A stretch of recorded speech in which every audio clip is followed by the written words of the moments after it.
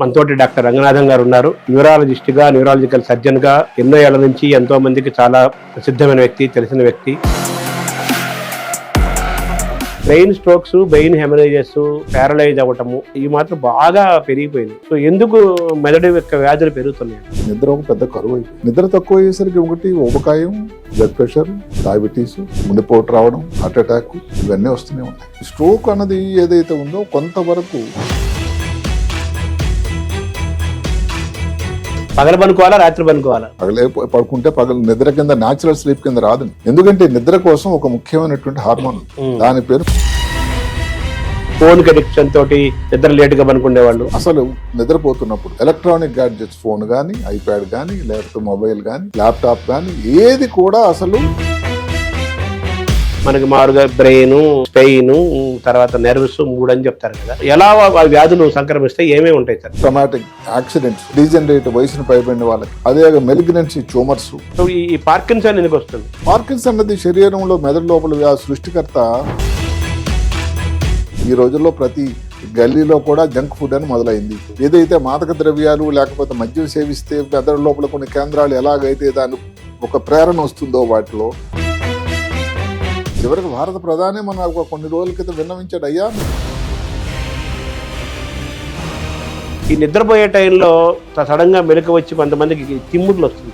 అది muscle cramps అంటాం. దాని మీద కొన్నాళ్ళ క్రితం ఇక్కడే ఒక వీడియో చేశాను నేను. అంటే అది చూసిన తర్వాత నాకు అనిపించింది బ్రెయిన్ స్ట్రోక్స్ వస్తున్నాయి, బ్లాక్స్ అవుతున్నాయి అంటున్నా. తర్వాత మీరు దానికి చికిత్స ఇస్తున్నారు కదా, వాటి యొక్క సక్సెస్ రేట్ ఎలా ఉంటుంది? సక్సెస్ రేట్ అన్నది ముఖ్యమైన విషయం అందరూ గమనించాల్సింది ఏంటంటే, సో బ్రెయిన్ కి కంటికి లింక్ ఉందంటారా? అసలు మామూలుగా జోక్ ఏమిటంటే బ్రెయిన్ కి నిర్దేశించినప్పుడు మన బ్రెయిన్ తో చూస్తామట, కంటి నుంచి కాదట. కొంతమందికి ఎక్కువ జ్ఞాపశక్తి ఉంటుంది, గుర్తుపెట్టుకుంటారు, చాలా తొందరగా గ్రహిస్తారు, గుర్తుపెట్టుకుంటారు, విశ్లేషణ చేస్తారు. ఎంత వయసు వచ్చినా గానీ వాళ్ళ బ్రెయిన్ చాలా షార్ప్ గా ఉంటుంది, కామన్ సెన్స్ ఉంటుంది. డిఫరెన్స్ ఏమిటంటే జ్ఞాపక శక్తి అన్నది కొంతవరకు నేను అనుకోవడం, clever, wise, intelligent, intellect, brilliant, genius, వీటిని ఎలా చూడాలి? అందులో ఎంతవరకు విడగొట్టగలదు అంతవరకు విడగొట్టడానికి ప్రయత్నం. మీరు ఏదో సమస్యాపూర్వం లాగా, ఏది శాస్త్రావధానం లాగా.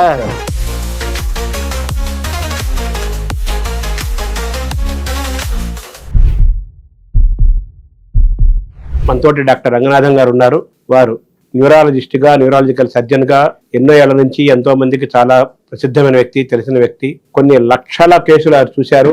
అనేక మందికి వారు ఆరోగ్యాన్ని ఇచ్చారు, ఆరోగ్య పదార్థగా చెప్పాలి. ముఖ్యంగా స్పైను, వెన్నెముక, మెదడు, నరాలకు సంబంధించిన వ్యాధుల్ని నయం చేయటంలో, అనారోగ్యంగా వచ్చిన పేషెంట్ని మంచి ఆరోగ్యంతో పంపించడంలో, వారికి వారి కుటుంబానికి ఆనందాన్ని ఇవ్వడంలో వారి అంకితమై వైద్య వృత్తిలో కొనసాగుతున్నారు. వారు మొదటి నుంచి చాలా మెరిట్ స్టూడెంట్. సబ్జెక్ట్ నాలెడ్జ్ ఉండటము, ప్రాక్టీస్ చేయటము, దాన్ని బాగా చెప్పటము, బోధించటము, ఇలాగా మల్టిపుల్గా ఒక టాలెంట్, నాలెడ్జ్ ఉన్న అరుదైన అతి తక్కువ మంది డాక్టర్స్లో డాక్టర్ రంగనాథన్ గారు ఒకరు. వారిని అడిగి ఈ న్యూరలాజికల్గా ఉండే సమస్యలు ఏంటి, ఇబ్బందులు ఏంటి, మనం న్యూరాలజికల్గా స్ట్రాంగ్గా ఉండాలంటే ఏం చేయాలి, ఏం చేయకూడదు, అలాగే బ్రెయిన్ యొక్క పవరు, దాని యూసేజ్, ఇలాంటి విశేషాలు ముఖ్యమైనవన్నీ కూడా మనం తెలుసుకునే ప్రయత్నం చేద్దాం. నమస్కారం. నమస్కారం డాక్టర్ గారు.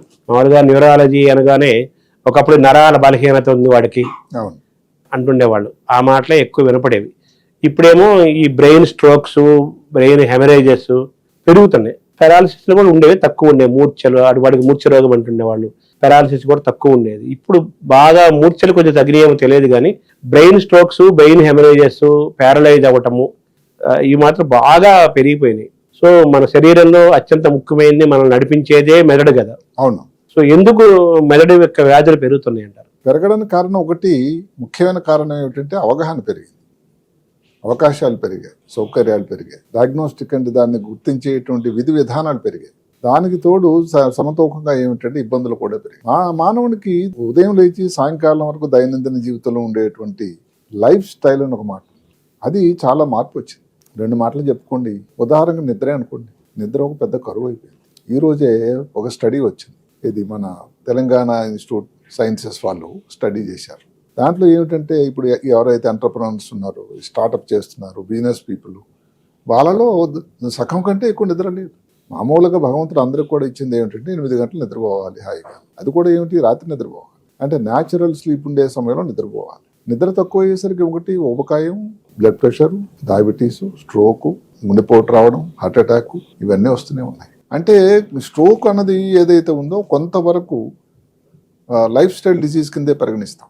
మనం ఇందాక చెప్పుకున్నట్టుగానే చేసిన ప్రతి విధానంలో కొంత శాతం ఏదో హెరిడిటరీ, ఏదో వంశపారంపర్యంగా వచ్చింది. లైఫ్ స్టైల్ అంటే ఉదాహరణకి ఇప్పుడు ఒత్తిడి అన్న ఒక మాట, స్ట్రెస్ అన్నది దైనందిన జీవితంలో ఒక క్రమం అయిపోయింది. చిన్నప్పటి నుంచి స్కూల్కి వెళ్ళడం నుంచి మళ్ళీ ఈ ప్రపంచాన్ని విడిచి వెళ్ళిపోయినంత వరకు కూడా వ్యక్తి స్ట్రెస్కు లోనవుతూనే ఉంది. మరి అందరికీ స్ట్రోక్ వస్తుందా? రావటంలా. ఎవరైతే ఈ స్ట్రెస్ అన్నది ఒత్తిడిని అధిగమించి దానితో బతకడం నేర్చుకుంటారో వాళ్ళ ఇబ్బందులు రావడానికి ఆస్కారం తక్కువ. అది ఇంకొకటి పొగ త్రాగడం, మద్యం సేవించడం. ఎవరిని కించపరిచేటువంటి ప్రయత్నం కాకపోయినా దక్షిణ భారతంలో ముఖ్యంగా తెలంగాణ రాష్ట్రంలో ఏదైతే మద్యం సేవించడం తాలూకా పరిస్థితి చాలా విషాదకరంగా ఉంది. ఎందుకంటే అంత ఎక్కువ మంది దాన్ని చేస్తున్నారు. ప్రభుత్వానికి దాని ఆర్థిక పరంగా బాగుంది, ఎవరిని మనకు రీసెర్చ్ చేసేది కాకపోయినా జరుగుతున్నది మాత్రం జనం మీద దాని తాలూకా ప్రభావం. ఒకప్పుడు స్త్రీలు మద్యం సేవించరు అనుకునే వాళ్ళు, అది ఒక సంస్కృతి కింద లెక్క అయిపోయింది ఇప్పుడు, కల్చర్. అదే కాకుండా ఇప్పుడు ఇంకొకటి ఏమిటి ఏంటంటే ఈ రెబెల్ యాటిట్యూడ్ అని వచ్చింది. స్త్రీలలో మేము మామూలు ప్రూవ్ చేసుకోవాలనేటువంటి ఒక తాపత్రయం, ఒక ఆలోచన పెరిగింది. సంతోషమే. గాంధీ మహాత్ముడే చెప్పాడు ఏమని, ఎప్పుడైతే భారతదేశంలో అర్ధరాత్రి ఒక స్త్రీ ఒంటరిగా వెళ్ళగలదో రోడ్డు మీద, అప్పుడు భారతదేశానికి స్వాతంత్రం వచ్చింది. వినడానికి బాగానే ఉంది. ఇప్పుడుంటే వేరే స్టేట్మెంట్ ఇస్తాడు, రివర్స్ చేస్తాడు స్టేట్మెంట్. అందుకే ముందు వెళ్ళిపోయాడు.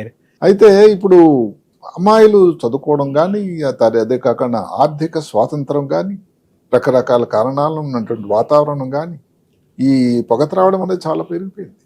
మద్యం సేవించడం పెరిగిపోయింది. అదే కాకుండా స్త్రీలలో ఇప్పుడు స్ట్రోక్లో ఒకప్పుడు ఏంటంటే చిన్న వయసులో స్ట్రోక్ అంటూ వినేవాళ్ళం కాదు. ఇప్పుడైతే 50 సంవత్సరాలు 60 సంవత్సరాలు బీపీ ఉంది, షుగర్ ఉంది.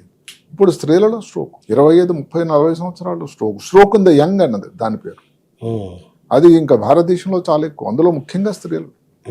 అంటే దానికి కొన్ని కారణాలు ఏవైతే ఉన్నాయో, ఏదైతే ఉండే గుండెలో ఏదైనా రంధ్రం ఉంది, దాంట్లో కవాటాలని సరిగ్గా కొట్టుకోవట్లేదు, ఇలాంటి ప్రాబ్లమ్స్ అన్ని ఒకటి అన్నట్టయితే మద్యం సేవించడం కానీ, అదే కాకుండా ఈ పొగ త్రాగడం, డ్రగ్స్ కూడా వచ్చేసి ఇవన్నీ కూడా ఒకదానికొకటి సమ్మిళితమై వచ్చినటువంటి ఇబ్బంది, క్యుములేట్ అవుతున్నాయి. అవును. అదే కాకుండా వ్యాయామం అనేది ఎలా ఉంటుంది అన్నది మర్చిపోతున్నారు కొన్ని రంగాలు. అంటే ఎవరిని ఒక వేలెత్తి చూపించడం కాకపోయినా ఏదైతే డస్క్ జాబ్స్ అంటాం, అంటే కూర్చొని చేసే పనులు, అవును, సంతోషమే. ఆఫీసర్గా మంచి బాగానే ఉంటుంది, మంచి ఇది కూడా జీతం బాగానే ఉంటుంది. దాని వలన శరీరానికి ఎంతవరకు వ్యాయామం ఉండాల్సింది, మొబిలిటీ లేదు. అసలు భారతదేశంలో ఒక స్టడీ ప్రకారం 50% అసలు మొబిలిటీ లేక నిస్థానంగా ఉండే వాళ్ళు ఉన్నారట.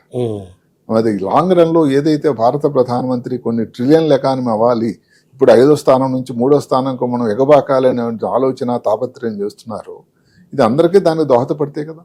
ఇప్పుడు ఇక్కడ స్ట్రోక్ వచ్చి హాస్పిటల్ అడ్మిట్ అయ్యి ఏదైతే మ్యాన్ డేస్ లాస్ అన్నట్టయితే మరి దాని పరిస్థితి ఏమవుతుందో అందరూ ఆలోచించాలి. ఆర్థికంగా ఎదగటం ఎంత ముఖ్యమో ఆరోగ్యంగా ఉండటం అంతకంటే ఎక్కువ ముఖ్యం, దానికంటే 2 సార్లు ముఖ్యం. ఆరోగ్యం ఉంటేనే దేశ ప్రగతి. అవును. అందులోన ముఖ్యంగా మనం చెబుతున్నటువంటి ఏదైతే ఏ దేశానికన్నా కానీ ఆర్థిక ప్రగతికి ఆయువు పట్టు ఏదైతే ఉందో యువత, వాళ్ళలో ఈ స్ట్రోక్ వచ్చింది అనుకోండి, వాళ్ళ మీద డిపెండెన్స్, వాళ్ళ భార్య, పిల్లలు, ఫ్యూచర్ అంతా కూడా. అందుకనే అందరూ ఆలోచించాల్సింది. వ్యాయామం గురించి మాలా మాట్లాడుకున్నట్టయితే ఎప్పుడో మాకు 5 డే వీక్ అని, ఏదో 6వ రోజు 7వ రోజు లాస్ట్ అటెండ్ చేస్తామని ఉంది, బాగానే ఉంది. కానీ ఆ రోజు ఏదో పని ఉంటుంది, మీరు వ్యాయామం చేయగలుగుతున్నారు. దానికని ఇంకో వీడియోలో చేసినప్పుడు అదే చెప్పాను నేను, ఒక 30 నిమిషాలు కానీ మీరు ఏదో పని చేస్తూ ఉన్నారు, పోనీ 40 నిమిషాలు పని చేస్తారు, ఒక 3 నిమిషాలు మీరు అటు ఇటు తిరగాలి. లేదంటే స్టాండింగ్ టేబుల్ అని వచ్చాయండి ఇప్పుడు సాఫ్ట్వేర్ వ్యవస్థలో, నిలబడి పని చేసే వ్యవహారం.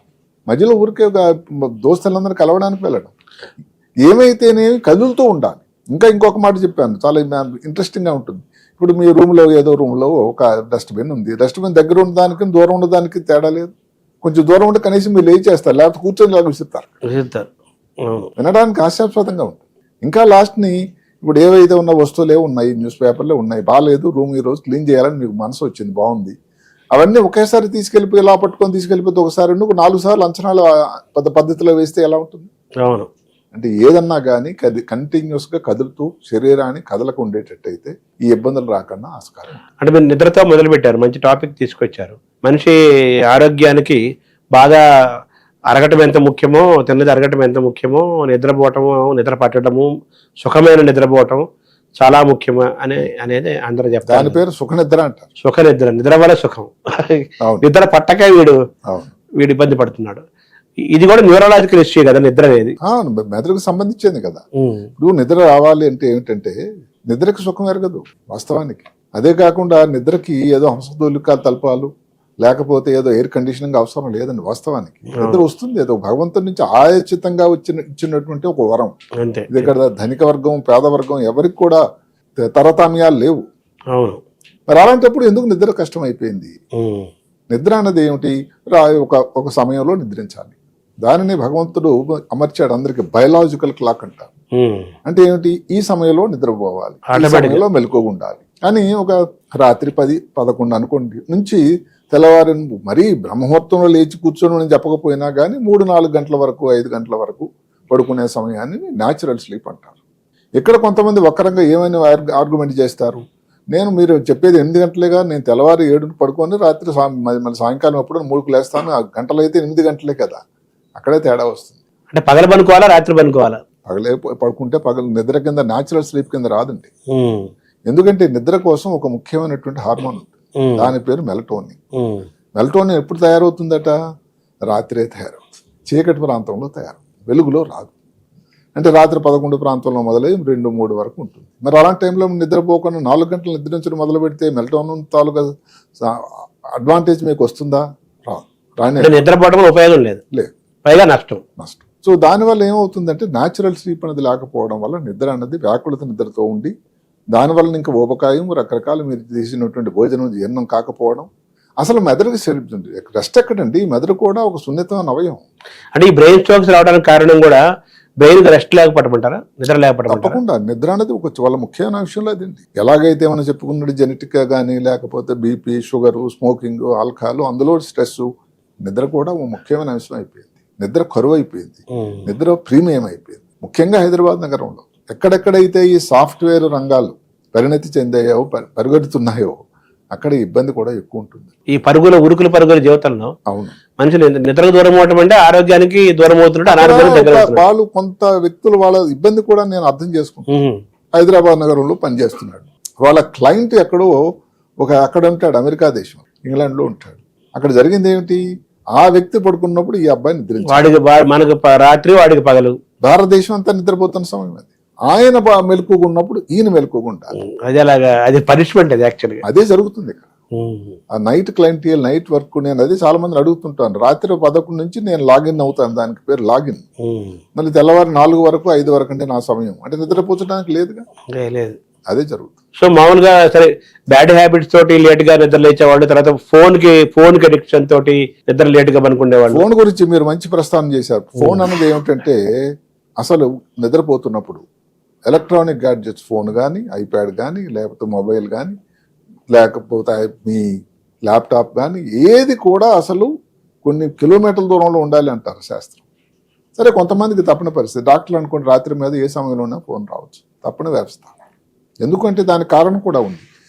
ఈ మొబైల్ నుంచి వచ్చేటువంటి ఆ బ్లూ లైట్ ఏదైతే ఉందో ఈ మెలటోనిన్ సెక్రీషన్కి హేతుదాయకం. సో నేను బెడ్ మీద పడుకున్నాను కానీ నిద్ర రాకపోవడానికి కారణం ఏంటంటే మీ బ్లూ లైట్ ఎన్నిసార్లు ఫోన్ మోగుతూ ఉంటే, ఎన్నిసార్లు మీకు మెసేజ్ వస్తూ ఉంటే, నిద్ర భంగం అవుతూ ఉంటే అది తయారు కాదు. అందువల్ల కూడా ప్రాబ్లం. అవి వెళ్ళిపోతుంటాయి వైబ్రేషన్స్. సో నిద్ర అంటే యాక్చువల్ గా 8 hours నిద్రపోవాలని చెప్తుంటారు కదా. యాక్చువల్ నిద్ర ఎంతసేపు పోవాలండి? వయసుని బట్టి ఉంటుంది. చిన్నపిల్లలు అనుకోండి చాలా ఎక్కువసేపు నిద్రపోతారు, అది వాళ్ళకి అవసరం కూడా. వాళ్ళు ఎక్కువ నిద్రలోనే ఉంటారు. ఇప్పుడు మాటకు మనం 40 నుంచి 50-60 సంవత్సరాల వరకు తీసుకుందాం. 60 వరకు దగ్గర 7 నుంచి 8 గంటలు, 65, 50, 70 తర్వాత కొంచెం తగ్గొచ్చు, 6 నుంచి 7 గంటలు.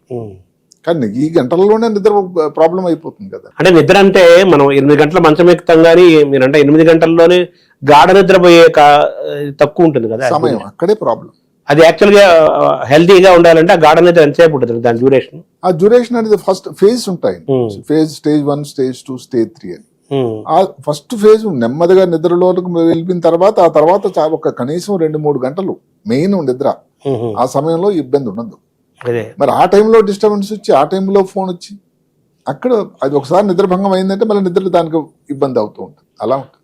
స్లీప్ హైజీన్ అంటారు కదా. Sleep hygiene. సో మనిషి నాడీ మండలం, నాడీ వ్యవస్థ, బ్రెయిన్, మిగతా హెల్త్ లో, ఎందుకంటే నిద్ర సమయంలోనే మెదడు పని యాక్టివ్ ఉంటుందండి. ఇప్పుడు మనం పని చేస్తున్నా మెదడు అయితే నిద్రపోలేదు కదండి. అవును. అసలు నిద్ర అలసట లేని అవయవం అన్నది శరీరంలో ఇదే.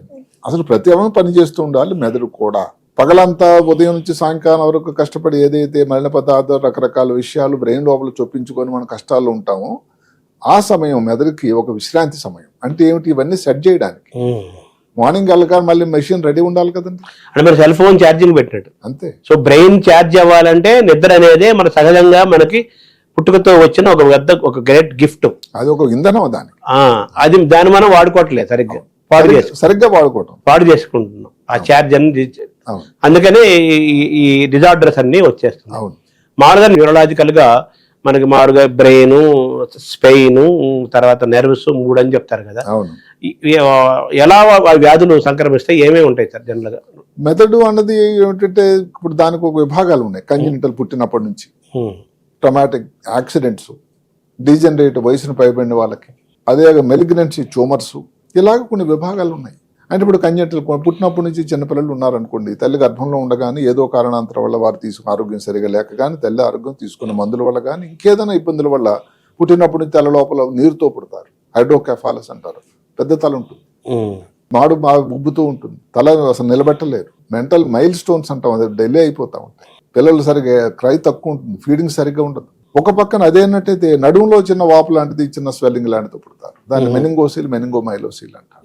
అంటే వెన్నుపాము ఆ పైన ఉండేటువంటి వెన్నుపూస తయారీలోనే, వ్యవస్థలోనే ఏదో తేడా రావడం వల్ల వచ్చినటువంటి ఇబ్బంది చిన్నపిల్లల్లో ఈ ముఖ్య కాలం. అదే కాకుండా కొంతమందిలో తల ఏం వాటర్ లేకపోయినా కూడా మెదడు చాలా పెద్దగా, తల పెద్దగా ఉంటుంది. ఈ కెఫలి అంటారు, మెగాన్ కెఫలి అని. అంటే తల పెద్దగా ఉంది. సరే, తల పెద్దగా ఉన్నంత మాత్రాన వాళ్ళు తీవ్రంగా లేరని మన తర్వాత మాట్లాడుకోండి, నిజానికి అది కాదు. రెండోది, దానికి ప్రత్యామ్నాయం మైక్రోకెఫలి. అంటే ఉండాల్సిన సైజు కన్నా తల తాలూకా సైజు చిన్నగా ఉండడం. ఇవన్నీ చిన్నపిల్లల్లో వచ్చేది. కంజనిటల్ అయిపోయింది. Traumatic accident. మెదడుకి గాయం ఎన్ని రకాలండి? రోజుకి ఎంతమంది గాయాలు అవుతున్నాయి. మెదడులో కూడా రక్తం బ్లాక్ అవటము, అవును, రక్తస్రావం జరగటము. అంటే ఇప్పుడు మెదడులో గాయంలో రకాలు ఉన్నాయి. మామూలుగా కొంచెం దెబ్బ తగిలి అదృష్టవశాత్తు రికవర్ అయిపోయి పూర్తిగా నార్మల్గా అయిపోతే దానిని కంకషన్ అంటాం. అంటే పెద్ద ప్రమాదం కాదు అని. తర్వాత ఉండేది కన్ట్యూషన్. అంటే మెదడు తాలూకు ఉపరితలం మీద దెబ్బ తగిలి దాని వలన కొంచెం గాయమైనటువంటి దాన్ని కన్ట్యూషన్. మెదడు లోపల కానీ దెబ్బ తగిలితే దానిని లాసరేషన్ అంటాం. అంటే ఇప్పుడు ఎంత తీవ్రత అన్నది దేని బట్టి అని ఆధారపడుతూ ఉంటుంది. అలాగే స్పైన్ ఇంజరీస్ అనుకోండి. అప్పుడు ఈ రోజే వచ్చారు ఎక్కడో పాపం, ఇక్కడ నుంచి మన ప్రకాశం జిల్లా నుంచి చాలా స్పీడ్గా యువత వెళ్తూ ఉన్నాడు మోటార్ సైకిల్ మీద. సో అక్కడ ఏదో డివైడర్ ఉంటే దాన్ని గుద్దేయడం వల్ల స్పైన్కి ఇంజరీ అయిపోయింది. ఈ డార్సల్ ఏరియా ఏదైతే అక్కడ ఉన్నదో 2 వెన్నుపూసలు దెబ్బతిన్నా. యంగ్ ఫెలో, భార్య ఒక బిడ్డ ఉన్నాడు, ఇప్పుడు ఇంకొక బిడ్డను కనబోతుంది. ఇప్పుడు ఈ అబ్బాయి 2 కాళ్ళు పనిచేయటం లేదు. ఎంత విషాదకరం, ఎంత బాధాకరం, చాలా బాధాకరం. ఇప్పుడు ఆ కుటుంబానికి ఎంత ఇబ్బంది. ఇవి ట్రామాటిక్. తర్వాత ఏమిటి, డీజనరేటివ్ అంటే వయసును బట్టి వచ్చే మార్పులు. మనం చెప్పుకుంటాం పార్కిన్సన్ వ్యాధని, ఆల్జిమర్స్ వ్యాధని, డిమెన్షియా అని. ఇవన్నీ కూడా వయసును బట్టి కొన్న మార్పులు వచ్చినటువంటి. ముఖ్యంగా ట్యూమర్స్ అని, బ్రెయిన్ ట్యూమర్స్ అని. ఇప్పుడు ఒకప్పుడు ఏంటంటే ట్యూమర్స్ భారతదేశంలో ఎక్కువే ఉన్నాయి కానీ మన దేశంలో ఏదో పెద్ద ఈ సైజు బత్తాయి పళ్ళు ఆ సైజులో ఉన్నాయి. అమెరికాలో అయితే చిన్న గురివింద గింజలు లాంటివో లేకపోతే చిన్న ట్యూమర్లను వాళ్ళు పట్టేసుకున్నారట అని అనేవాళ్ళు. ఇప్పుడు మన దేశంలో కూడా చాలా చిన్న సైజులో ఉండగానే దాన్ని మనం గుర్తించగలుగుతున్నాం. భారతదేశం తాలూకా పరిస్థితి పాతకాలం లాగా లేదండి, అడ్వాన్స్ అయ్యాం చాలా చాలా చాలా. నేను ఎన్నోసార్లు చెప్పిన విషయమే. ఎందుకంటే 1987లో నేను హైదరాబాద్ నగరంలో వచ్చినప్పుడు ఏదైతే ముఖ్యమైన ఇన్వెస్టిగేషన్ ఫెసిలిటీ ఏవైతే ఉన్నాయో సిటీ స్కాన్ అని అనేవాళ్ళు. అవి 2 చోట్ల ఉంది. మళ్ళీ ఏమిటి, చుట్టుపక్కల వచ్చేటువంటి కర్ణాటక, కొన్ని ప్రాంతాలు కర్ణాటక, మహారాష్ట్ర, ఇలాంటి ప్రాంతాల్లో కూడా ఇదే గతి. అప్పుడు గవర్నమెంట్ హాస్పిటల్ లేదు. అంతవరకు నిజామ్స్ ఇన్స్టిట్యూట్లో లేదు. సరే, ఆ తర్వాత నిజామ్స్ ఇన్స్టిట్యూట్ రావడం జరిగింది. ఇప్పుడు మీరు హైదరాబాద్, సికింద్రాబాద్, జంట నగరాల్లో చూడండి ఎన్ని సిటీ స్కాన్లు ఉన్నాయి. అదే కాకుండా ఎంఆర్ఐ తర్వాత వచ్చినటువంటి పెద్ద పరీక్షా విధానం ఏంటంటే ఎంఆర్ఐ. అంటే సిటీ స్కాన్లో తెలియని కొన్ని విధానాలు కనుక్కోవడానికి ఎంఆర్ఐ హైదరాబాద్లోనే మొట్టమొదటిసారి వచ్చింది దక్షిణ భారతం నిజాం సంస్థలోనే. దగ్గర 89-90 ప్రాంతం. సో అప్పటికి బాగానే జరిగింది. ఇప్పుడు మరి చూడండి అసలు ఎన్ని ఎంఆర్ఐ మెషిన్లు ఉన్నాయి. తర్వాత వచ్చింది పెట్ స్కాన్. అంటే ఏమిటి, ఇవన్నీ ఎందుకు చెప్తున్నాను, ఏకరు పెడుతున్నానంటే అందుకని ఇప్పుడు రివర్స్ డ్రైన్ అవుతుంది. అంటే ఏమిటంటే భారతదేశం నుంచి వదిలి వైద్య కోసం ఏదైతే విదేశాలకు వెంపర్లాడుతూ వెళ్ళేటువంటి పరిస్థితి చాలా చాలా తగ్గిపోయింది. అక్కడ నుంచి డెలివరీ కోసం వస్తున్నారు, అక్కడ నుంచి వైద్యం కోసం మళ్ళీ భారతదేశం హైదరాబాద్ నగరం వస్తున్నారు. నిజంగా ఆ విధంగా భాగ్యనగరం ఒక పెద్ద హెల్త్ హబ్ అండి ఈ రోజు. అంటే టెక్నికల్ అడ్వాన్స్మెంట్ జరుగుతుంది, ఏదో బ్రెయిన్ డ్రైన్ లాగా రివర్స్ డ్రైన్ అవుతుంది. సరే, ఇప్పుడు మీరు ప్రస్తావించారు బ్రెయిన్ అనగానే సంబంధించిన అల్జీమర్స్, పార్కిన్సన్ ఇవన్నీ చెప్పుకుంటూ వచ్చారు. అల్జీమర్స్ ఎందుకు వస్తాయండి? ఇప్పుడు ఏ వయసులో వస్తాయి? ఆల్జీమర్స్ మామూలుగా 50 సంవత్సరాలు వస్తుంది, 50-60 సంవత్సరాలు పెద్ద వయసులో వస్తుంది. తర్వాత వాళ్ళ తాలూకు మెదడుల్లో ఉండేటువంటి కణాల సముదాయం సంఖ్య తగ్గిపోతుంది. ఈ మధ్య కాలంలో కారణాలు ఏమీ అని తెలియకపోయినా ఒక 17, 18, 19 సంవత్సరాల వయసులో కూడా అల్జీమర్స్ వ్యాధి వచ్చినటువంటి కేసు రిపోర్ట్స్ వస్తూ ఉన్నాయి. దానికి మనం ఏదో జెనెటిక్ అని తీసిపడేయడానికి ఏదో ప్రయత్నించి జెనెటిక్ కేసులు కూడా లేవట. అంటే ఎంత ప్రమాదం చూడండి, ఎంత ఇబ్బంది చూడండి, ఊహాతీతం.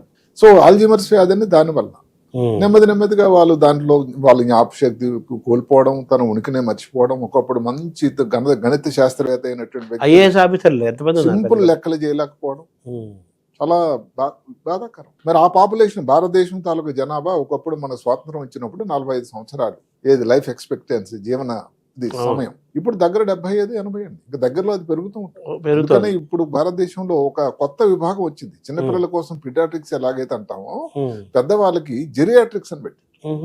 మొన్ననే నేను All India Institute Medical Science సందర్శించినప్పుడు అక్కడ జెరియాట్రిక్ విభాగం కూడా చూడడం జరిగింది. ఒక ప్రత్యేక ward 60-70 so called senior citizens కోసం. ఎందుకంటే వాళ్ళ రిక్వైర్మెంట్స్ వేరు. చిన్నపిల్లల కోసం ఎలాగైతే రిక్వైర్మెంట్స్ చిన్నపిల్లల డాక్టర్లో, జెరియాట్రిక్ మెడిసిన్ చేసేటువంటి డాక్టర్లు ఇప్పుడు భారతదేశంలో కూడా ఉన్నారు. మన హైదరాబాద్ నగరంలో కూడా ఒక విభాగాన్ని మొదలైంది. ఇప్పుడు ఈ సీనియర్ సిటిజన్ అనే వర్డ్ని జనరల్గా ఇప్పటిదాకా మనం 60 అబోవ్ అంతా సీనియర్ సిటిజన్, 60 తర్వాత 60 నుంచి సీనియర్ సిటిజన్ అంటున్నారు. 60 నిండినప్పటి నుంచి. ఇప్పుడు దాన్ని కూడా మార్చి 65 దీనికి పట్టుకొచ్చేసారు. ఆ ఫార్మాట్ కూడా మారుస్తున్నారు. 65 ఆలోచన చేస్తున్నారు. కానీ ప్రస్తుతానికి 60 నాకుండా తెలిసినంత 60 పైబడిన వాళ్ళని సీనియర్ సిటిజన్ పరిగణిస్తారు. సో ఈ పార్కిన్సన్ ఎందుకు వస్తుంది? పార్కిన్సన్ అన్నది శరీరంలో మెదడు లోపల సృష్టికర్త ఆయన గొప్ప వ్యవస్థ కుదించాడండి. అంటే దానికి అంత సమయం జరుగుతుంటేనే ఆయన గొప్పతనం అందరూ మర్చిపోతుంటారు, విస్మరిస్తుంటారు. మరి ఆయన ఎవరికి కంప్యూటర్ కానీ ఆర్టిఫిషియల్ ఇంటెలిజెన్స్ కానీ ఏది తెలియనిది ఊహించలేని రోజుల్లోనే మెదడు అనే ప్రత్యేకమైన అవయాన్ని, చాలా సున్నితం అవయాన్ని అమర్చాడు ఆయన. ప్రతి దానికి ఒక పని నిర్దేశించాడు ఆయన. అందులో ఒక ముఖ్యమైన ద్రావకం పేరు డోపమిన్. డోపమిన్ అనేది మనం మాట్లాడుతున్నాం ఒక కోఆర్డినేషన్. ఇప్పుడు ఒక మూత వంకలా పనిచేసి కళ్ళు వాళ్ళ పనిచేస్తే ప్రతి వాళ్ళకి తెలిసిపోదు. నడుస్తూ ఉంటాం, చెయ్య కాళ్ళు రెండు ఒకే లైన్లో ఎందుకు కదులుతున్నాయి? ఒక ఆర్డర్, కోఆర్డినేషన్ అంటాం. ఒక లయ, ఒక ప్రాస మాదిరి సంగీతంలో. ఇవన్నీ అవసరమైనటువంటిది ఈ డోపమిన్. ఇది ఒక ద్రావకం. మెదడు లోపల కొన్ని ప్రాంతాలు తయారవుతూ ఉంటుంది. ఏదైనా కారణం వల్ల ఈ ద్రావకం ఉత్పత్తి కానీ తక్కువైంది అనుకోండి, వచ్చేదే పార్కిన్సన్. దానివల్ల గతి వేగం తగ్గిపోతుంది, స్లో అయిపోతారు, నడక తక్కువ స్లో అయిపోతుంది. మళ్ళీ ఆలోచన శక్తి, జ్ఞాపశక్తి బాగానే ఉంటుంది. చేయమనుకో ఇదవుతూ ఉంటుంది. ముఖంలో నిస్తేజులు అయిపోతారు. ఒక జోక్ మీరు వేసినా కానీ నవ్వినా కానీ ముఖంలో కబేరులో మార్పులు కనబడవు. వాళ్ళు లోపల నవ్వుతుంటాడు కానీ మనకు అర్థమయ్యేది అర్థం కాదు. అదే మామూలుగా ముఖం అనేది ఎక్స్ప్రెషన్ అదే కదండి. ఎక్స్ప్రెషన్ లెస్ ఫేస్ అంటారు. మాస్క్ లైక్ ఫేస్ దాని పేరు. మాస్క్ పెట్టుకుంటే అలా ఉంటారు. అసలు వాళ్ళు ఏ మాత్రం మార్పు రాదు. చుట్టుపక్కల అందరూ నవ్వుతున్నా కూడా. అలాంటి విచిత్రమైనటువంటి ఇబ్బందికరమైనటువంటి పరిస్థితి. ఇదంతా బ్రెయిన్ కి రిలేటెడ్ కదా? ఇవన్నీ బ్రెయిన్ లో. ఇవన్నీ రాకుండా అంటే ఎలా ఉండాలి, ఏం చేయాలి, ఏం చేయకూడదు? అంటే కొన్ని విషయాలు ఎవరి చేతిలో లేవు. పార్కిన్సన్, అల్జీమర్స్ మీరు చెప్పిన ఇవన్నీ వయసుతో వచ్చినవి అనుకోండి. ఇప్పుడు రాకుండా వయసుతో వచ్చిన మార్పులు అన్నది ఎవరు పెద్ద ఆర్పలేరు. ఉదాహరణకి జుత్తు ఎలాగైతే వయసు కొలది నడిచిపోతుందో, జుత్తు ఎలాగైతే తగ్గిపోతుందో, అంతవరకు సహజం అనేది తప్పదు. రాకుండా నిరోధించిన కన్నా వస్తే దాని అంత ప్రమాదకరం కాకుండా, అంత త్వరగా రాకుండా చేసేదానికి ఉదాహరణకి మళ్ళీ లైఫ్ స్టైలే వస్తుంది ఇక్కడికి. మళ్ళీ తిరిగి సైకిల్ అవ్యాసం లాగా. అంతే, అవ్యాసం అంటే ఏమిటి? మీకు నిద్ర ముఖ్యమండి. ఎక్సర్సైజ్ చాలా అవసరం. ఈ రోజుల్లో ప్రతి గల్లీలో కూడా జంక్ ఫుడ్ అని మొదలైంది. ఆ జంక్ ఫుడ్ లో ఉండేటువంటి షుగర్ కానీ, సాల్ట్ కానీ, ఆయిల్ కానీ ఎంత ఉందో అందరికీ తెలుసు. అదే కాకుండా జంక్ ఫుడ్ గురించి వచ్చిన పరిశోధనలు ఏమిటంటే అది ఒక అడిక్షన్ అట. ఏదైతే మాదక ద్రవ్యాలు లేకపోతే మద్యం సేవిస్తే మెదడు లోపల కొన్ని కేంద్రాలు ఎలాగైతే దాని ఒక ప్రేరణ వస్తుందో, వాటిలో ఒక ఉలిక్కు పడుతుందో, అవే కేంద్రాలు ఈ జంక్ ఫుడ్ లో కూడా వస్తాయి తీసుకున్న వాళ్ళు. అందువల్ల వాళ్ళకి సాయంకాలం అయ్యేసరికి అక్కడికి వెళ్ళి అది ఫుడ్ తినాలి, ఆ పర్టికులర్ ఏదో క్రేవింగ్. దానిని జంక్ ఫుడ్. జంక్ ఫుడ్ లాడే ఉండడం. అదే కాకుండా నాన్ వెజిటేరియన్ తీసుకునే వాళ్ళు వాళ్ళ హక్కు, వాళ్ళని కించపరిచే పద్ధతి కాకపోయినా ఈ ఏదైతే కబాబ్స్ కానీ ఈ సాల్టీ ఎక్కువ ఉండేటువంటి ఆయిల్ ఉండే ఫుడ్లు తీసుకోవడం వల్ల కానీ, అదే కాకుండా కల్తీ ఇవన్నీ వచ్చేసాయి తీసుకునే వాటిలో ఈ పెస్టిసైడ్స్ వీటి ఆరోగ్యం ముఖ్యంగా మనం చెప్పుకున్నట్టు బీపీ 40 సంవత్సరాల తర్వాత ప్రతి వ్యవస్థలో ప్రతి సంస్థలో కూడా ఒక హెల్త్ చెకప్ అనేది చాలా అవసరం. అసలు చాలా మంది దాన్ని అవాయిడ్ చేస్తారు. నాకు రావడం ఏంటి బీపీ అని, కానీ బీపీ చిన్నపిల్లలు అనుకుంటారు. కానీ 40 సంవత్సరాల లోపల వచ్చేటువంటి బీపీ అసలు ఇప్పుడు ఎంత శాతం పెరిగిపోతూ ఉంటుంది, 35. అంతే. వ్యాధి తాలూకా విధి విధానాలు మారుతున్నాయి లైఫ్ స్టైల్తో సమతూకంగా. సో మనం ఆహారము జీవన విధానము చాలా ముఖ్యం. ఆరోగ్యం సాల్ట్ అనుకోండి, సాల్ ఒక 200 గ్రాములు ప్రతిరోజు అని అంతకన్నా లేదు. అవును, మరి ప్రతిరోజు ఎంత తీసుకుంటున్నాం ఆలోచిస్తున్నాం. అలాగే షుగర్ అనుకోండి, అంటే మనం తీసుకునేటువంటి భోజనంలో హాయిగా ఆయిల్ ఎంత ఉండాలి. చివరికి భారత ప్రధాని మన కొన్ని రోజుల క్రితం విన్నవించాడు, అయ్యా మీరు ఆయిల్ వాడకం తగ్గించండి, నూనె వాడకం తగ్గించండి. భారత ప్రధాని చెప్పాల్సిన అవసరం వచ్చిందా? కానీ అఘాయిత్యం వచ్చింది. ఎందుకు అలాంటి పరిస్థితి రావడం వల్ల వారు కూడా చెప్పక తప్ప మనం తెచ్చుకున్నాం అలాగే. సో మీరు చెప్పారు జీవన విధానము, లైఫ్ స్టైలు, ఆహారము ఇవే మన అనారోగ్యానికి ఆరోగ్యానికి మూలమవుతాయి. వాటిని క్రమశిక్షణగా ఉంటే వీలైనంత వరకు మనం ఆరోగ్యంగా ఉంటాం. ఇక్కడ కూడా ఒక చిన్న మాట అందరికీ చెప్తాను నేను. ఉదాహరణకి యాక్సిడెంట్ అనుకోండి. యాక్సిడెంట్ 2 రకాలు ఉంటుంది. మన తప్పిదం వల్ల, మన తప్పిదం లేకుండా. ఏదో జోక్ లాగా హైదరాబాద్ నగరంలో సరిగ్గా కానీ మీరు వెహికల్ నడిపించాలంటే ముందువాడు వెనకవాడు పక్క ఇద్దరు కూడా సరిగ్గా నడిపించాలి. అదే కాకుండా ఈ హైదరాబాద్ రోడ్ల మీద ఉండేటువంటి రకరకాల వాహనాల సంఖ్య దగ్గర 10 రకాలు ఉన్నాయి. ఆటో రిక్షా నుంచి సైకిల్, రిక్షా, ఇంకా మళ్ళీ ఇంకేం చెప్పండి మీరు, కార్లు పెరిగిపోయినాయి కదా, కార్ల సంఖ్య. అందువల్ల అలాంటి ఇబ్బందులు ఒకటి అన్నట్టయితే, రెండోది మనం వెళ్తూ ఉన్న వెనక నుంచి ఎవరో గుద్దేశారు ఎవరినన్నా, అది ఎవరి తప్పిదం లేదు. కానీ ఇక్కడ ప్రభుత్వం వారు అందరూ ఎన్ని వేదికల మీద చెప్తూ ఉన్నారు ఏంటంటే శిరస్థానం ఏదైతే హెల్మెట్ పెట్టుకోవడం అని. హెల్మెట్ ఎవరో పోలీసు వాడి కోసం పెట్టుకోవడం అన్నది ఎంత కరెక్ట్? మన కోసం కాదు, హెల్మెట్ వాడి గురించి కాదు. అందుకని పాతకాలంలో మేము చదువుకున్న రోజుల్లో ఒక హిందీలోని దూరదర్శన్ కేంద్రంలో ఒక మంచి అడ్వర్టైజ్మెంట్ వచ్చేది. అంటే హెల్మెట్ అప్పుడే కొత్త ప్రయోగం వచ్చింది. హెల్మెట్ వాడకం గురించి చెప్తూ ఒక వ్యక్తి హెల్మెట్ మీద చెయ్యి వేసి మాట్లాడుతూ ఉండేవాడు. మర్జీ హై ఆప్కా ఆఖర్ సర్ హై ఆప్కి. దాన్ని తెలుగులో తర్జుమా చేసుకుంటే మీ ఇష్టం అండి, తల మీది, ఇది వాడతారా లేదా. ఇంకొక మాట అందరం గమనించాల్సింది ఏంటంటే, ఇప్పుడు హెల్మెట్ పెట్టుకుంటే యాక్సిడెంట్లు జరగబోయేవి కాక మానవు. హెల్మెట్ పెట్టుకోవడం వల్ల యాక్సిడెంట్లు మానవు. హెల్మెట్లు పెట్టుకోవడం వల్ల అది ఒక పెద్ద కవచం అండి. దానివల్ల దెబ్బ తగిలేటువంటి సీరియస్నెస్, ఇంటెన్సిటీ, ప్రమాదం తగ్గుతూ ఉంటుంది. అంటే ఇది బైక్ మీద చెప్పేవాళ్ళు చెబుతున్నారు. ఇప్పుడు కార్లు పెరిగాయి కదా, వాళ్ళు సీట్ బెల్ట్ పెట్టుకోవాలి. సీట్ బెల్ట్ కూడా ఎన్ని సౌండ్లు చేసినా దానికి రకరకాల ప్రత్యామ్నాయాలు, మన వాళ్ళు మహాతేలా మేధావులు దాని ప్రత్యామ్నాయాలు కనుక్కొని దాన్ని వెనక నుంచి పెట్టేసి రకరకాల పక్కన పెట్టేసి ఇది ఎవరి కోసం, అదే సూచన ఎవరి కోసమో చేయటం కాదు. మీకు, మీ కుటుంబానికి, మీ పిల్లలకి, మీ భవితకి, సమాజానికి కోసం కూడా మీరు చేసిన వాళ్ళు అవుతారు. ఒక్కసారి యాక్సిడెంట్ అయిందనుకోండి, ఏమవుతుందో మీకు తెలియని విషయం ఏమని చెప్పండి, మొత్తం మారిపోతుంది అంతే. అందుకని కొన్ని విషయాలు మన చేతుల్లో లేనివి, చాలా విషయాలు మన చేతుల్లో ఉన్నవి. సార్, ఈ ప్రయాణంలో మీరు చెప్పుకుంటూ వచ్చారు, మనిషి యొక్క మానసికమైన ఆరోగ్యము శారీరక ఆరోగ్యాన్ని ఇస్తుంది అంటారు. అలాగే మానసిక అనారోగ్యం శారీరక అనారోగ్యాన్ని ఇస్తుంది అంటారు కదా. Mental health leads to physical health and mental ill health leads to physical ill health అంటారు కదా. ఇది అందులో మనం మొత్తం నడిపించేది బ్రెయిన్ కదా. ఆలోచనలు, మంచి ఆలోచనలు, చెడు ఆలోచనలు, ఇవన్నీ ఆరోగ్యం అనారోగ్యంలో సైకిల్ మారు. అందుకే ఆయన మీ మాట కడ్డొస్తున్నాను, ఆ తలని ఎందుకు అక్కడ అమర్చాడు అడగండి. ఆయన ఎందుకంటే సృష్టికర్తకే తెలుసు దాని ముఖ్యత. తల అంటే బ్రెయిన్ అని, అంతే.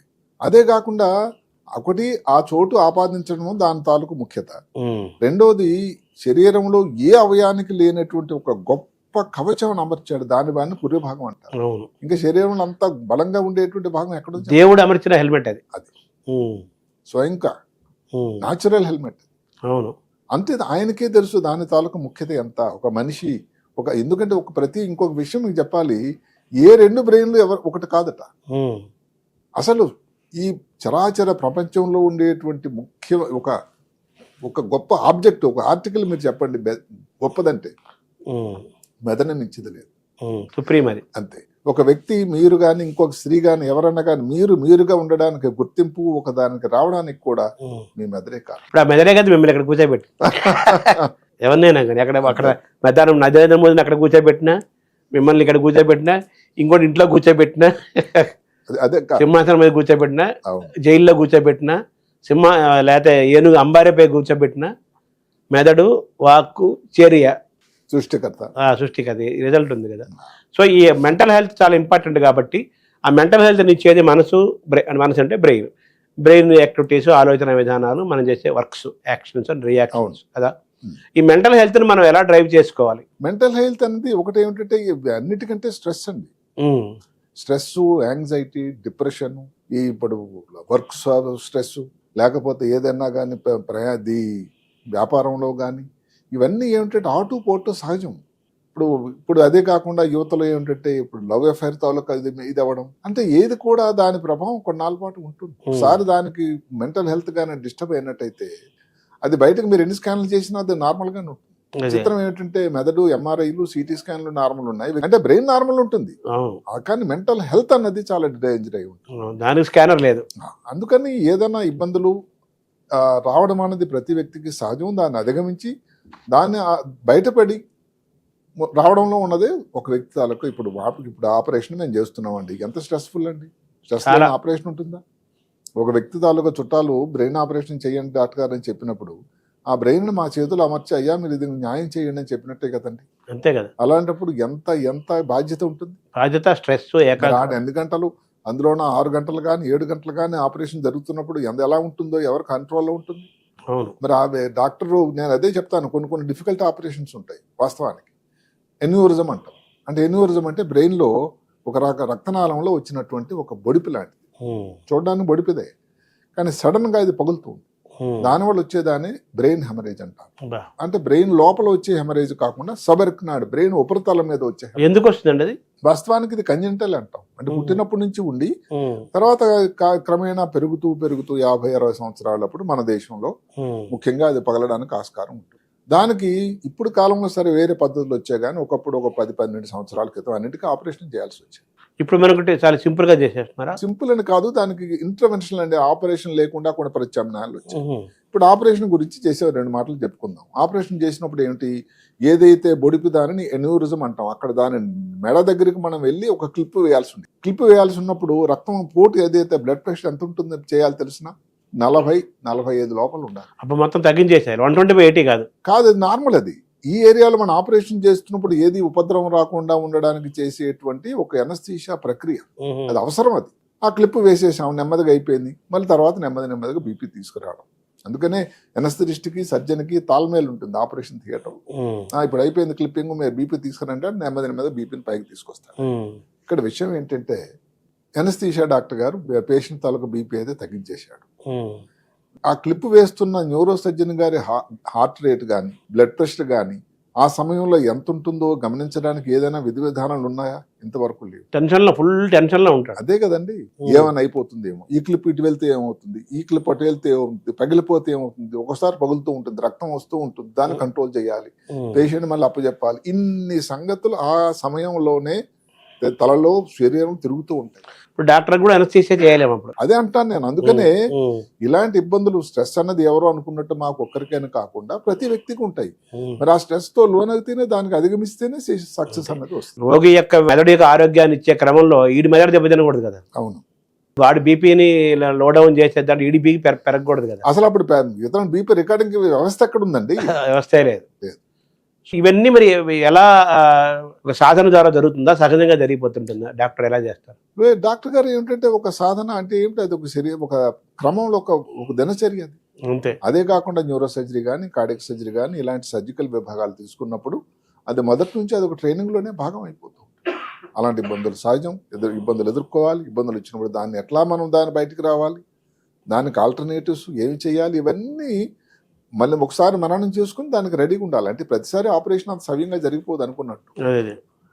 సో ఇబ్బంది రావడం అన్న సహజం. ఇబ్బంది రాని ఆపరేషన్ ఉంటుంది ఎక్కడ ఉంటుంది. అలాంటప్పుడు ఆ కాంప్లికేషన్ వచ్చినప్పుడు, ఆ ఇబ్బందులు వచ్చినప్పుడు, బ్లీడింగ్ వచ్చింది ఎట్లా ఆపాలి, లేకపోతే ఇంకేదో ప్రాబ్లం వచ్చి దాన్ని ఎట్లా ట్రీట్ చేయాలి, ఇవన్నీ సంవత్సరాల కొద్ది చేస్తూ అది ఒక క్రమం అయిపోతూ ఉంటుంది. అది ఒక దాన్ని ఏమంటారంటే మనం మనం కారు షెడ్కి వేసినట్టుగా డాక్టర్ సర్జరీ ఆపరేషన్ థియేటర్లో పడేస్తారు నా వెహికల్ని. అవును. ఇప్పుడు మీరు చెప్పే క్రమంలో ఫస్ట్ నిద్ర గురించి ప్రారంభించారు, నిద్రతోనే ప్రారంభించారు. అవును. ఈ నిద్రపోయే టైంలో సడన్ గా మెలకు వచ్చి కొంతమందికి తిమ్ముర్లు వస్తుంటాయి. ఎందుకు వచ్చింది తెలియదు, కొన్ని క్షణాల పాటు భరించలేని బాధను అనిపిస్తారు. అసలు ఊహాతీతమైన బాధ చెప్పుకోలేరు కూడా, చెప్పలేనంత బాధ వస్తుంది. అది ఎందుకు వస్తుంది? అది మజిల్ క్రాంప్స్ అంటామండి. దాని మీద కొన్నాళ్ళ క్రితం ఇక్కడే ఒక వీడియో చేశాను నేను. కొన్ని లక్షల మంది చూశారు. అంటే అది చూసిన తర్వాత నాకు అనిపించి ఇంతమంది ఇబ్బందితో బాధపడుతున్నారా. దాన్ని ఏమంటారు సార్ యాక్చువల్ మీ భాషలో? క్రాంప్స్ అంటాం. అంటే తెలుగులో క్రామ్ అంటే కండరాల్లో తిమ్మిర్లు. కాలు దగ్గర అవుతుంది, కాళ్ళకు ఈ భాగం వస్తుంది. కాళ్ళలో ఈ వెనక భాగాన్ని కాఫ్ అంటాం. ఆ భాగం అక్కడ ఉండే కండరాల్లోనే వస్తుంది. పడుకున్నప్పుడే రాత్రి వస్తుంది. అంటే వచ్చిందంటే ఒకసారి విపరీతం, ఈ ప్రమాదం లేదు కానీ చాలా ఇబ్బంది. వచ్చిన తర్వాత నిద్ర పట్టదు, ఇంకా అది రిపీట్ అవుతూ ఉంటుంది. ఇది చాలా ముఖ్యంగా ఏమిటంటే పొగ త్రాగే వాళ్ళలోని, మద్యం సేవించే వాళ్ళని, ఊబకాయం ఉండే వాళ్ళలోని, ఏదైనా కారణాంతరం వాళ్ళు షుగర్ బీపీ ఉన్న వాళ్ళు, స్త్రీలలో సంఖ్యాపరంగా ఎక్కువ శాతం ఇవి జరుగుతూ ఉంటాయి. దానికి కొన్ని విధానాలు, దానికి పద్ధతులు ఉన్నాయి. కొన్ని పరీక్షలు చేసి దానికోసం వైద్యం చేసినట్టయితే తగ్గడానికి అవకాశం ఉంటుంది. ఊబకాయం ఉన్న వాళ్ళ మటుకు బరువు తగ్గాలి. ఏదైనా కొన్ని రకాల మందులు తీసుకునే వాళ్ళైతే ఆ మందులు విడిచిపెట్టాలేమో. లేకపోతే ఇప్పుడు డయాబెటీస్ ఉందనుకోండి, డయాబెటీస్ వల్ల ఏం జరుగుతుంది, కాళ్ళలో ఉండే రక్తనాళాల్లో కూడా రక్త ప్రసరణ నెమ్మది అయిపోతుంది. అంటే దాన్ని థ్రాంబోసిస్ లాగా అంటాం, ఎథెరోస్క్లెరోసిస్. దానివల్ల కూడా ప్రాబ్లం ఉంటుంది. దానికోసం కూడా వైద్యం ఏదైనా చేయాల్సి ఉంటుంది. డయాబెటీస్ ఉన్న వాళ్ళలో కూడా ఇది చాలా కామన్. కాబట్టి దానికి కొన్ని పరీక్షలు ఉంటాయి. ఎలక్ట్రోలైట్స్ అని ఎలా ఉన్నాయా, సోడియం అని, పొటాషియము, కాల్షియము, మెగ్నీషియం. అదే కాకుండా రక్తనాళాల కాళ్ళలో రక్తనాళాల పరిస్థితి ఏమిటి. అదే కాకుండా నడుములో కానీ ఏదన్నా కానీ నడుములో ప్రాబ్లం, డిస్క్ మాదిరి కానీ స్టినోసిస్ కానీ ఉండేటట్టయితే కూడా ఇలాంటి ఇబ్బందులు రావచ్చు. అన్నీ అవసరమైన కొన్ని పరీక్షా విధానాలు చేసి దానికి నిర్దిష్టంగా దానికి వైద్యం చేయాల్సి ఉంటుంది. ఇప్పుడు మాట క్రికెటర్స్ ఆడుతున్నారు, వేసవికాలం విపరీతం చెమట, డ్రైన్ అయిపోతూ ఉంటారు. మధ్యలో క్రాంప్స్ వచ్చేసి రిటైర్డ్ హర్ట్ అవుతుంటారు చూడండి. అంటే దానికి కారణం ఏంటి, సాధ్యమైనంత ఇప్పుడు ఎక్సర్సైజ్కి వెళ్తున్నారు, అవసరమైనటువంటి నీరు తీసుకోకపోవడం కానీ, హైడ్రేషన్ కానీ లేకపోవడం వల్ల వేసవికాలంలో పర్టికులర్గా ఈ కమర్షియల్లో ఈ వాళ్ళు ఉన్నారు, స్విగ్గీ, జొమాటో, యంగ్స్టర్స్ వాళ్ళు మధ్య ఎంతవరకు వాటర్ తాగడానికి వాళ్ళ సమయం. ఇప్పుడు మాట వేసవికాలం మొదలైంది హైదరాబాద్ నగరంలో. ఆల్రెడీ భానుడు చాలా దృఢంగా ఉన్నాడు, చూపిస్తూ ఉన్నాడు. ఇలాంటి సమయంలో వచ్చేటువంటి డీహైడ్రేషన్ వల్ల కూడా కానీ ఈ క్రాంప్స్ లాగా వస్తూ ఉంటాయి. చాలా కారణాలు ఉన్నాయి. దాని కారణాలు వెతికి దానికి వైద్యం చేస్తే చాలా మంచి ఫలితాలు. యాక్చువల్గా ఎంతసేపు ఉంటుంది అది వచ్చినప్పుడు జనరల్ గా ఏదో ఒక పుండులాగా, ఒక గడ్డలాగా అయిపోతుంది. అక్కడ నిజానికి ఏదో కండరాల్లో మార్పు లేదు. ఆ సమయంలో ఆ ఏరియాలో ఉండే కండరం ఒక గుత్తులాగా అయిపోతుంది. గుర్తుకుంటే నొప్పి కూడా ఉంటుంది. ప్రాబ్లం వల్ల ఎప్పుడు వస్తుందంటే రిపీటెడ్ గా వస్తే ఇంకా ఇబ్బంది. ఏదో అమావాస్య పూర్ణిమలో ఒకసారి వచ్చినట్టయితే పర్వాలేదు. కొంతమందికి మాత్రం రిపీటెడ్ గా వచ్చి నిద్రాభంగం జరుగుతుంటేనే దానికోసం డాక్టర్ సందర్శించడం, దానికి పరీక్షా విధానాలు ముందు చెప్పుకున్నట్టుగా చేసి దానికి వైద్యం చేస్తే బాగా. సో దానికి పరిష్కారం ఉంది, ఉన్నాయి. ఇప్పుడు మీరు చెప్పిన అల్జీమర్స్ కి మరి వైద్యం ఉందా, నయమవుతుందా అసలు? అల్జీమర్స్ కి ఈ మధ్య కాలంలో చాలా ప్రయోగాలు జరుగుతూ ఉన్నాయండి. చాలా కొన్ని అంటే ఇంతకుముందు అల్జీమర్స్ వ్యాధి అనే డయాగ్నోసిస్ అనేది లేట్ అయ్యేది. అల్జీమర్స్ తొందరగా డయాగ్నోస్ చేసినట్టయితే కొన్ని మందులు కూడా వచ్చాయి. ఇంకా 100% ఇప్పుడు ఏదో టైఫాయిడ్కి, మలేరియాకి, టీబీకి వచ్చిన మందులు మాదిరి కాకపోయినా మంచి ఫలితాలు వస్తూ ఉన్నాయి. ఆ దిశలో చాలా మంచి ఫలితాలు వచ్చేటువంటి అవకాశం కూడా ఉన్నది. పార్కిన్సన్కి అయితే ముందు నుంచి వైద్యం ఉన్నది.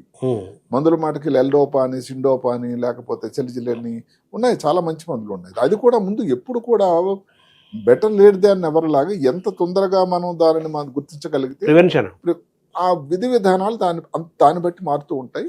దానివల్ల ట్రీట్మెంట్ కూడా మారుతూ ఉంటాయి. ఈ మధ్య కాలంలో ఏదైతే ఈ పార్కిన్సన్ వ్యాధికి ఆఖరిలో లాస్ట్ ఇంకా అన్యదా శరణమనాస్తే ఒక రవాణా శస్త్రచికిత్స కూడా చికిత్సా విధానం కూడా ఉంది.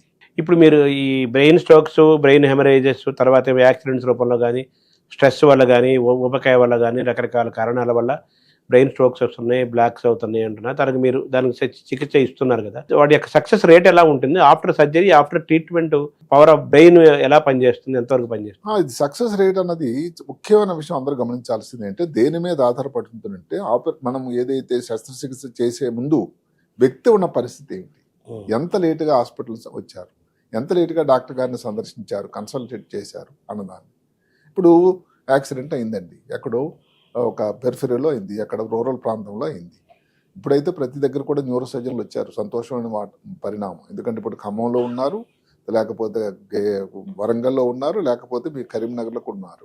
ఒక 15 సంవత్సరాలు 20 సంవత్సరాల క్రితం అక్కడి నుంచి రావాల్సిందేగా హైదరాబాద్ నగరానికి. అక్కడ నుంచి వచ్చేటప్పటికి ఎన్ని గంటల సేపు ప్రయాణం, వారికి అంబులెన్స్ ఎంత తొందరగా దొరుకుతుంది. ఈ మధ్య జరిగే దాన్నే యాక్సిడెంట్లో రెండో మాట ఉంది. ఫస్ట్ యాక్సిడెంట్ అన్నది ఏదో కారణాంతరం వల్ల జరిగింది. ఇంకొక మాట ఏమిటంటే సెకండ్ యాక్సిడెంట్. అంటే యాక్సిడెంట్ జరిగిన తర్వాత డాక్టర్ గారు సరైన వైద్యం అందజేసే దానికి మధ్యన ఉండే సమయం ఏదైతే ఉందో దానిలో జరిగేటువంటి ప్రమాదం, దానిని సెకండ్ యాక్సిడెంట్ అంటారు. సో ఇప్పుడు వైద్య విధానం అంతా కూడా ఏమిటంటే ఈ సెకండ్ యాక్సిడెంట్ని రాకుండా చేయడానికి. ఫస్ట్ యాక్సిడెంట్ సరే జరిగింది, సెకండ్ యాక్సిడెంట్ రాకుండా జరగదు. ఉదాహరణకు అన్నిటికంటే ముఖ్యమైనది ఏమిటి, మెదడులో తలకు దెబ్బ గాయం అయినప్పుడు అన్నిటికంటే శ్వాస తీసుకోవడం, గాలి తీసుకోవడం, ఎయిర్వే అంటాం. అంటే దానిని ఇప్పుడు ప్రతి ఊర్లో కూడా ఎనస్థీషియా డాక్టర్లు ఉన్నారు. ప్రతి చిన్న ఈ హెడ్ క్వార్టర్ తాలూకాలో కూడా ఎనస్థీషియా ఉన్నారు. ఫస్ట్ అక్కడి నుంచి పేషెంట్ పంపించేటప్పుడు ఒకవేళ అక్కడ న్యూరోస్థితి చేయడానికి సౌకర్యం లేకపోవచ్చు, కానీ గాలి తీసుకునేటువంటి ట్యూబ్ ఏదైతే ఉందో గొంతుకులో వేసి శ్వాస తీసుకోవడం సరైన క్రమంలో ఉంటే హైదరాబాద్ నగరం చేరుకునే వరకు కూడా ఒక 50% ఇబ్బంది అన్నది మీరు తగ్గించిన వాళ్ళు అవుతూ ఉంటారు. ఇది సెకండ్ యాక్సిడెంట్ రాకుండా ఉంటుంది. అంటే వాళ్ళ ప్రమాదం నుంచి తగ్గుతుంది. ప్రమాదం ఉన్నది, బ్రెయిన్లో మళ్ళీ ఆపరేషన్ చేయాలంటే ఇదంతా ఉంటుంది. కానీ అదే బ్రెయిన్ ఆపరేషన్ చేసేసరికి కంటికి 2 పాపలు ఉంటాయండి, కంటి పాపలు అంటాం. కంటిలో లైట్ వేస్తే ఇలా చిన్నగా అవుతాయి. అంటే కంటి పాపలు మెదడు లోపల దానికి విండోస్ అని మేము అంటాం, ప్యూపిల్స్ అంటాం. ఇప్పుడు కంటి పాపలు 2 పెద్దవైపోయాయి. శాస్త్రం ఏం చెప్తుందండి, ఒక కంటి పాప పెద్దది అయిపోతే ఏ కారణాంతరం వల్ల 50% ప్రాణానికి రిస్క్. 2 కంటి పాపలు పెద్దవైపోతాయి. మరి అలా పాతకాలంలో పేషెంట్ ఇక్కడికి వచ్చేసరికి 2 కంటి పాపలు కూడా పెద్దవైపోయే ప్రమాదం అనేటువంటి పరిస్థితి. సో దానికోసం కూడా అలాంటి రాకుండా ముందు జాగ్రత్తలు ఇవన్నీ ఇప్పుడు మనం. సో బ్రెయిన్ కి కంటికి లింక్ ఉందంటారా? అంటే మరి కంటి తాలూకు ఏమిటి, అసలు మామూలుగా జోక్ ఏమిటంటే బ్రెయిన్ కి నిర్దేశించినప్పుడు మన బ్రెయిన్ తో చూస్తామట, కంటి నుంచి కాదట. అంటే బ్రెయిన్ లోపల కదండి కంటి తాలూకు కేంద్రం. ఆ కేంద్రం నుంచి ఒక వ్యవస్థ అమర్చాడు ఆయన కంటికి. అంటే ఉండేది ఇక్కడ ఆక్సిపిటల్ లోబ్, అక్కడ నుంచి వ్యవస్థ వచ్చి కంటి నరాలు ఏదైతే 2వ నంబర్ నరం ఆప్టిక్ నరం ఉంటుందో అక్కడికి వస్తుంది. అంటే మెదడు లోపల తయారైనటువంటి ఇబ్బందులు, ఒత్తిడులు అవన్నిటికీ ప్రమాణికం బయటకు మనకు కనబడేది చూడగానే చేసేది కంటిలో ఉండే కంటిపాప పెద్ద అయింది అని అర్థం ఏంటి, ఆ భాగం ఏదైతే మెదడులో 2 భాగాలు ఉంటాయి, కుడి భాగం ఎడమ భాగం. ఆ భాగంలో ఏదైనా ఒత్తిడి తయారవుతుంది, ఏదో ట్యూమర్ ఉంది, లేకపోతే ఏదో గడ్డ తయారైంది, ఏదో రక్తం స్రావం అయింది, చీము మొదలైంది అని ఇలాంటివన్నీ తెలియజేసేటువంటి ఒక సింపుల్ బెడ్ సైడ్ పరీక్ష. ఇప్పుడు మామూలుగా ఈ యాక్సిడెంట్ ద్వారా జరిగింది చెప్పారు మీరు, చికిత్సా విధానము, దాని జాగ్రత్తలు. అలాగే మామూలు సహజంగా వచ్చే స్ట్రోక్స్, హెమరేజెస్, వాటికి స్ట్రోక్స్ అంటే జనరల్ గా శస్త్రచికిత్స అన్నది చాలా లిమిటెడ్ అండి. స్ట్రోక్స్ లో కూడా 2 రకాలు ఉంటాయి, హెమరేజిక్ స్ట్రోక్, ఇస్కీమిక్ స్ట్రోక్ అని. ఇస్కీమిక్ స్ట్రోక్ అంటే ఏంటి, మెదడులో వెళ్ళేటువంటి రక్తనాళాల్లో ఈ రక్త గమనం తగ్గిపోతుంది, స్లో అయిపోతుంది, దానివల్ల థ్రాంబోసిస్ అయిపోతుంది. ఇప్పుడు 100% స్ట్రోకులు వచ్చేటట్టయితే 90% స్ట్రోకులు అనేది ischaemic stroke, 10% haemorrhagic stroke. Haemorrhagic stroke అంటే ఏమిటండి, హెమరేజిక్ స్ట్రోక్ అంటే రక్తనాళం పగిలి మెదడు లోపల రక్తస్రావం తయారవడం, వాటిల్లో ఇంకా ప్రమాదం అయింది. దేనికి కూడా సర్జరీ అనేది మొదటి ఆలోచన కాదు. కొన్ని ప్రమాదకరమైన పరిస్థితుల్లో ఇంకా మరి ఆ పేషెంట్ని బతికించాలి, ఏదో ఒకలాగా ప్రయత్నం చేయాలి అన్నట్టయితే దాని తాలూకా కొన్ని శస్త్రచికిత్సలు అందుబాటులోకి ఉన్నాయి. దాని అయినా కానీ ఇక్కడ అందరూ గమనించాల్సింది ఏంటంటే, స్ట్రోక్ వచ్చినప్పుడు మెదడులో ఆ ప్రాంతం తాలూకా రక్తం సప్లై డ్యామేజ్ అయిపోయింది. రక్తం సప్లై మళ్ళీ మామూలుగా పునరుత్తేజం చేయడానికి ఈ మధ్య కాలంలో కొన్ని వచ్చే ఇంటర్వెన్షన్ రేడియాలజీ అని వచ్చింది. మాటకు రక్తం సప్లై బ్లాక్ అయిపోయింది అనుకోండి, దానిని థ్రాంబెక్టమీ చేస్తున్నారు. అంటే యాంజియోగ్రామ్ ఎలాగైతే గుండెకి మామూలుగా చేసేది, బ్రెయిన్కి యాంజియోగ్రామ్ చేసి ఒక క్యాథెటర్ పంపించి అక్కడ ఉన్న థ్రాంబస్ని బయటకు లాగడం వల్ల మళ్ళీ రక్త ప్రసరణ పునర్జీవం అవ్వడానికి అవకాశం ఉంది అని. అది కాకుండా అప్పటికే కానీ పూర్తిగా ఆ ప్రాంతంలో ఎక్కడైతే బ్లాక్ అయిపోయిందో ఆ భాగం బ్రెయిన్ కానీ డ్యామేజ్ అయిపోయింది అనుకోండి, దానిని మరి పూర్తిగా నార్మల్ అవ్వడానికి ఆస్కారం ఉంది. సో వీటి యొక్క రేట్ ఎలా చూడొచ్చు? అక్కడ సక్సెస్ రేట్ అన్నది అక్కడ కూడా మళ్ళీ సమయమే, టైమ్ ఈజ్ గోల్డ్. ఓకే, ఇప్పుడు స్ట్రోక్ అనుకోండి, మేము విండో పీరియడ్ అంటాం, గోల్డెన్ పీరియడ్. అంటే ఏమిటి, 4 గంటల లోపల కానీ స్ట్రోక్ వచ్చిన తర్వాత ఏదో చేతులు తిమ్మిరయ్యా, మాటలో తేడా వచ్చింది, ఏదో సైన్ చేస్తుంటే చేయి సరిగ్గా కదలలేదు, అప్పుడే కానీ డాక్టర్ కన్సల్ట్ చేశారంటే బ్రహ్మాండ ఫలితాలు ఉన్నాయి. సరే ఒకసారి వచ్చింది, కొంచెం చెయ్యి వీక్ అయింది, ఇంత లోపల డాక్టర్ దగ్గరికి ఏదో హైదరాబాద్లో ఎక్కడ అల్వాల్లో ఉన్నారు, 6 గంటలో వచ్చేసారు. దానికి ఈ వైద్యం చేసి కొన్ని మందులు కూడా ఉన్నాయి, ఏదైతే రక్తం బ్లాక్ అయిపోయిన మందును విడగొట్టడానికి, డైల్యూట్ చేయడానికి. అది వచ్చానంటే అది కూడా మంచి ఫలితాలు. ఎంత 4 hours అది? అది 4 hours. ఈ మధ్య కాలంలో దానిని ఇంకా కొంచెం ఎక్కువ చేశారు, 6 hours అని. మొత్తం మీద golden period, so called window period అనేది 4 గంటలు, 4 to 6 hours, 4 నుంచి 6 గంటలు. పెరాలసిస్ ఎలా చూడాలి సార్? పెరాలసిస్ అనేది దీని భాగమే. ఇప్పుడు కుడి పక్కన కానీ బ్రెయిన్ లో రక్తస్రావం అయితే ఎడం కాలు ఎడం చేయి వీక్ అవుతుంది. ఎడం పక్కన బ్రెయిన్ లో కానీ రక్తస్రావం కానీ రక్తం సప్లై కానీ తక్కువ అయిపోతే కుడి కాలు కుడి చేయి వీక్ అవుతుంది. అదే కాకుండా మాటలో తేడా ఇప్పుడు ఎడం పక్కన వస్తుంది. ఎందుకంటే సృష్టికర్త మాట కేంద్రం ఏదైతే స్పీచ్ సెంటర్ అనేది మెదడులో ఎడం పక్కనే ఎక్కువ మంది కలుగుతారు. చిన్న బ్రెయిన్ పెద్ద బ్రెయిన్ అంటారు కదా. అవును. అదేంటండి అది? అది పెద్ద మెదడు అంటే ఇదంతా ఈ భాగంలో ఉన్నదల్లా. ఇది ఎడం పక్క లేదు, పెద్ద మెదడు ఇదంతా కూడా పెద్ద మెదడు. ఈ చిన్నదాన్ని ఈ భాగంతో ఉన్నదాన్ని చిన్న మెదడు అంటారు. పెద్ద మెదడుని సెరిబ్రమ్ అని, చిన్న మెదడుని సెరిబెల్లం అంటారు కదా. ఇది చిన్న మెదడు చితికిపోయింది అంటుంటారు, ఎందుకంటారు అన్నమాట? అంటే చిన్న మెదడు అంటే అది ఉన్న సైజ్ చిన్నది, దాంట్లో ఇబ్బందులు ఉంటే వేరే ఉంటాయి. ఇప్పుడు ఉదాహరణకి ఏదైతే కోఆర్డినేషన్ ఉండకపోవడం, మాటలో తేడా రావడం, స్వచ్ఛత మాటలో తేడా రావడం, గాలి తీసుకోవడంలో ఇబ్బంది రావడం, బీపీ పల్సు ఇలాంటి వాటిలో తేడా రావడం, ఇలాంటివి జరుగుతుంది. సో పేరుకే చిన్న మెదడు కానీ దాని అవసరం చాలా ఉంది. అంటే సైజు ప్రకారం చిన్నదే, కానీ నిజానికి ఏంటంటే పెద్ద మెదడు గొప్ప, చిన్న మెదడు తక్కువ అనేది లేదండి. అదే కాకుండా మెదడు తాలూకా సైజుని బట్టి ఒక వ్యక్తి తెలివైన వాడు, ఒక వ్యక్తి పెద్ద మెదడు ఉంది కాబట్టి తెలివైనడు కాదు. ఎందుకు ఆల్బర్ట్ ఐన్స్టీనే ఉన్నారు. ఏది ఒకప్పుడు మా గొప్ప శాస్త్రవేత్త, సైంటిస్ట్ ఆయనది ఐక్యూ అనేది 150 నుంచి 106. నమ్ముతారా మీరు? మామూలుగా మెదడు తాలూకా సైజు అందరికి మీకు మాకు 1400 గ్రాములు ఉండాలి, ఆయనకు 1230 అట. మరి అంత మేధావి ఎలా అయ్యాడంటే, అంటే అర్థం ఏమిటి? సైజ్ ఒకటే ఇది కాదు. అది ఈ క్రమంలో యూసేజ్ ఆఫ్ బ్రెయిన్ కూడా ఉంటుంది కదా. బ్రెయిన్ ఉండటం వేరు, సైజు వేరు, ఉండటం వేరు, యూసేజ్ వేరే ఉంటుంది. అంటే అక్కడ దానికి యూసేజ్ కన్నా ఆయనని, అంటే ఇప్పుడు మెదడులు జరిగిపోయిన తర్వాత పరీక్షలు చేసేటువంటి అవకాశం చాలా తక్కువ మంది మెదడు మీద జరిగింది. అందులో ఒక ఆల్బర్ట్ ఐన్స్టీన్ గారు మెదడు మీద రీసెర్చ్. ఎందుకంటే ఒక సైంటిస్ట్ థామస్ హార్వే అని ఆ మెదడుని ఆ చుట్టాలు తెలియకుండా దొంగిలించేశాడు. తీసేసి 240 ముక్కలు విభాగాలు చేసి దాని మీద పరిశోధన చేశారు. పరిశోధన చేస్తే ఆయనలో ఉన్న తేడా చాలా.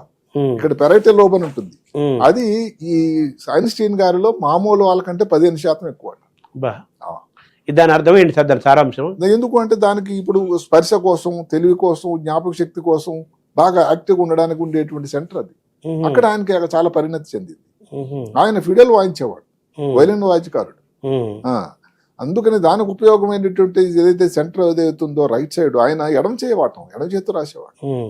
సో దాన్ని మనం సాధన ద్వారా పెంచుకునే మార్గాలు ఉన్నాయా? దానికి ఉన్నదానిని బెటర్ చేయడానికి తప్ప సాధన వలన నార్మల్ గా అవ్వడానికి ఆస్కారం లేదు. అంటే ఆయన లాగా బ్రెయిన్ తయారు చేసుకోవడం అవుదా మనం అంటే? అది లేదు, అది లేదు. ఎందుకంటే అది కొంతవరకు మెదడు తయారీలోనే ఉన్నది, ఆల్రెడీ మేడ్. ఆ తర్వాత మన ప్రయత్నాలు, మన ఆలోచనలు, తర్వాత మన ఏదైతే సాధన, అలవాట్లు, జీవన శైలి, వీటిని బట్టి ఏంటంటే ఒకటి ప్రమాదం రాకుండా చూసుకోవచ్చు. ఏమంతా ఉపయోగం కూడా ఏదన్నా కొంచెం ఒక పైసా ఎక్కువ అవ్వచ్చు. మాటకి ఇప్పుడు ఉన్నాడు ఎలాంటి మసుకున్నాడు, ఆయన తాలూకా ఏది ఐక్యూ ఇంటెలిజెన్స్ కోషెంట్ అట 160 అట. అవును. ఒక అమ్మాయి ఎవరో భారత పాప 254 అట. ఎవరో ఇప్పుడు ప్రపంచంలో రికార్డు ఏంటంటే 276 ఐక్యూ. అంటే ఐక్యూ లెవెల్స్ పెరుగుతున్నాయి. అంటే న్యూటన్ గారు 180, 190, లయోనార్డో డావిన్సీ 180, 170, మస్క్ అయితే 160 దగ్గర ఆగింది. మరి అలాగే ఈయన కూడా 160 అన్నట్టు. మేధావి ఐన్స్టీన్ కూడా. సో పెరాలసిస్ అనేది అది కూడా అందులో లింక్డే, అంతే, బ్రెయిన్ లింక్డ్. బ్రెయిన్ లోనే దాని ఇబ్బంది కారణాలు మనం చెప్పుకున్నాం. బీపీ, షుగర్ ఏదైతే చెప్పుకున్నాం, ఉపకాయం, వంశపారంపర్యంగా రావడం, కొవ్వు పదార్థాలు ఎక్కువగా సేవించడం, ఎథెరోస్క్లెరోసిస్, కొంతవరకు వయసు తాలూకా ప్రభావం, వీటన్నిటి. షుగరు, బీపీకి పెరాలసిస్ కి లింక్ ఉంటుందా? చాలా లింక్. ఒక ముఖ్యమైన కారణం ఇప్పుడు అదే చెప్పాను కదా, ఏదైతే ఒక స్ట్రోక్ రావడానికి 1, 2, 3, 4, 4-5 కారణాలు చెప్పుకుంటే వంశపారంపర్యంగా రావడం చాలా తక్కువ.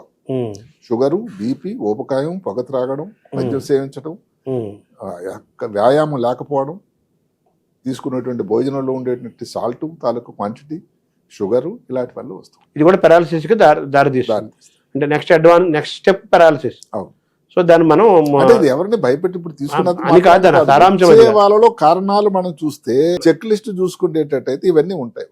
దాని జాగ్రత్తగా ఉండండి దాని యొక్క సారాంశం. అయితే మనం ఇందులో ధ్యానము ఇటువంటి ద్వారా ఆధ్యాత్మిక సాధన, ధ్యానం, భారతదేశం అంతా ఆధ్యాత్మిక వాతావరణం ఎక్కువ కాబట్టి ఎక్కువ మంది భారతీయతలో సనాతన ధర్మము, ఆధ్యాత్మికత, ధ్యానము, యోగము, ప్రాణాయామము, సంగీత సాహిత్యాలు, వీటి ద్వారా మనం అనారోగ్యాన్ని పోగొట్టుకొని ఆరోగ్యాన్ని పెంచుకొని మెదడును పదును చేసుకునే అవకాశాలు ఉన్నాయి అంటారా? ఇప్పుడు ప్రపంచమంతా యోగా కదని మాట్లాడుతున్నారు. ఏ విషయం వచ్చినా కానీ యోగా చేయండి అంటున్నారు. స్ట్రెస్ తగ్గాలంటే యోగా, బీపీ తగ్గాలంటే యోగా. బీపీ క్యూర్ కోసం కాదు యోగా, తగ్గించాలంటే డయాబెటీస్ లెవెల్ తగ్గించడానికి, స్ట్రెస్ తగ్గడానికి. ఇవన్నీ కూడా యోగా అంటే ఏంటంటే ధ్యానం. ఆ టైంలో భగవంతుడి మీద నమ్మకం అన్నది ఒక పక్కన పెడితే అది ఒక రకమైన గొప్ప వ్యాయామ ప్రక్రియ. ఆ టైంలో మీరు మీ మెదడుని నియంత్రణలో ఉంచి ఏమాత్రం యాంగ్జైటీకి లోను కాకుండా మెదడులో తయారయ్యేటువంటి ఏవైతే హార్మోన్స్ ఉంటాయో నారెడ్రిలిన్, ఎడ్రిలిన్ లాంటివన్నీ కూడా తగ్గించి రిలాక్స్డ్గా ఉండడం వల్ల మెదడుకి మీరు రిలాక్సేషన్ ఇచ్చి ఈ ఇబ్బందులు ముందు ముందు ఆటుపోట్లు రాకుండా ఉండేదానికి మీరు మార్గం రెడీ చేస్తున్నారండి. సో ఇది గొప్ప మార్గం, చాలా గొప్ప. సో ఏ వయసు వాళ్ళైనా సాధన చేయడం వల్ల. ఒకప్పుడు ఏదైతే యోగా గురించి ఏమాత్రం నమ్మకం కానీ లేకపోతే పట్టు లేనటువంటి వ్యక్తులు యూరోప్లో కానీ మిగతా దేశాల్లో కానీ ప్రపంచ యూరోప్ డే ఏదైతే యోగా డే అని అందరూ కూడా దాన్ని పాటిస్తూ చాలా దానివల్ల మంచి ఫలితాలు ఉన్నాయని అందరూ చెప్తున్నారు. సార్ ఇంకా మనం బ్రెయిన్ నుంచి స్పైన్కి వద్దాం సార్. స్పైన్ తాలూకు డిజార్డర్లు కానీ డిసీజెస్ కానీ ఇబ్బందులు అక్కడ కూడా అదే లేను ఛాలెంజెస్ ఏమన్నాయి సార్? స్పైన్ లో సేమ్ కంజనిటల్ అండి. ఇందా మనం చెప్పుకున్నాం కంజనిటల్ పిల్లల్లో పుట్టినటువంటి వెన్నుపూసలు ఏదైతే అమెరికా వెన్నుపూసలు వంకరగా ఉండడం స్కోలియోసిస్ అని, ఇది ఒక పద్ధతి. అదే కాకుండా ముఖ్యంగా ఈ సమయం 2025లో కూడా వెన్నుపూసకు వచ్చేటువంటి ఇన్ఫెక్షన్స్, టీబీ ఏదైతే ఉందో స్పైన్కి వచ్చేటువంటి టీబీ తాలూకా శాస్త్రం ఇంకా తగ్గిపోవట్లేదు. చాలా ఇన్ని ఆరోగ్య పరిస్థితులు పెరిగినా కూడా ఒకప్పుడు ఇంకేంటి టీబీ అంటే పేదవాళ్ళు ఎక్కువ మామూలుగా ఆరోగ్యం సరైన లేక భోజనం సరిగ్గా లేకుండా వచ్చేవాళ్ళు. ఇప్పుడు ఏంటంటే బాగున్న వాళ్ళకే వస్తున్నాయి రకరకాల కారణాలు. అదే కాకుండా ట్రమాటిక్ ఇప్పుడు యాక్సిడెంట్లు అయితే ఇప్పుడు ఓఆర్ఆర్ వచ్చింది, రింగ్ రోడ్ వచ్చి దానివల్ల సంతోషమే. 120 కిలోమీటర్ల కన్నా ఎక్కువ దాటిపించకూడదని అక్కడ బోర్డులు కూడా ఉన్నాయి. కానీ ఒకసారి ఆ ఓఆర్ఆర్ దగ్గర ఎక్కిన తర్వాత వెహికల్ తర్వాత కంట్రోల్ ఉండదు కదండి, వీడి కంట్రోల్ ఉండదు. కాబట్టి ఫైనల్ ఇంజరీస్ చాలా ఎక్కువ. ఫైనల్ అంటే యాక్సిడెంట్లు ఇటువంటి కాకుండా ఇంకేదైనా మార్గాలు స్పైన్ దెబ్బతింటుందా? స్పైనల్ ట్యూమర్స్ వస్తాయి. స్పైనల్ కార్డ్ లో కూడా ట్యూమర్, బ్రెయిన్ లో ట్యూమర్ మన సమయం వల్ల చెప్పలేకపోయాం కానీ స్పైనల్ కార్డ్ లో కూడా ట్యూమర్స్ వస్తాయి. అది ఇప్పుడు ఎవరికైనా శరీరంలో ఎక్కడైనా క్యాన్సర్ ఉంది అనుకోండి, ఊపిరితిత్తుల్లో క్యాన్సర్ ఉంది, లేకపోతే థైరాయిడ్ లో క్యాన్సర్ ఉంది, లేకపోతే రొమ్ముల భాగంలో క్యాన్సర్ ఉంది. ఆ క్యాన్సర్ నుంచి మిగతా భాగాలు ముఖ్యంగా వెన్నుపూసకు దాన్ని సంక్రమించడానికి, దానికి స్ప్రెడ్ అవ్వడానికి అవకాశం ఉంది. దాన్ని మెటాస్టేసిస్ క్యాన్సర్ అంటారు. అది చాలా కామన్. అది కాకుండా వెన్నుపాము లోపల వచ్చేటువంటి ట్యూమర్స్ ఉన్నాయి. ఏది న్యూరోఫైబ్రోమా, మెనింజోమా అనేది లక్కీగా అది క్యాన్సర్ కానివి చాలా మంచి ఫలితాలు ఉన్నాయి. అక్కడ కూడా రేర్గా టీబీ రావడం కూడా, లోపల కూడా టీబీ రావడానికి ఆస్కారం. అలాంటి ట్యూమర్స్ కూడా వస్తూ ఉంటాయి స్పైనల్ కార్డ్. ఈ sitting is equal to taking cigarette, smoking అంటుంటారు, డేంజరస్ అంటారు కదా. ప్రారంభంలో మొబిలిటీ నించోని చేయాలి, కూర్చోకూడదు అన్నారు కదా. మొత్తం ఈ శరీరం బరువును స్పైన్ మోస్తుంది కదా.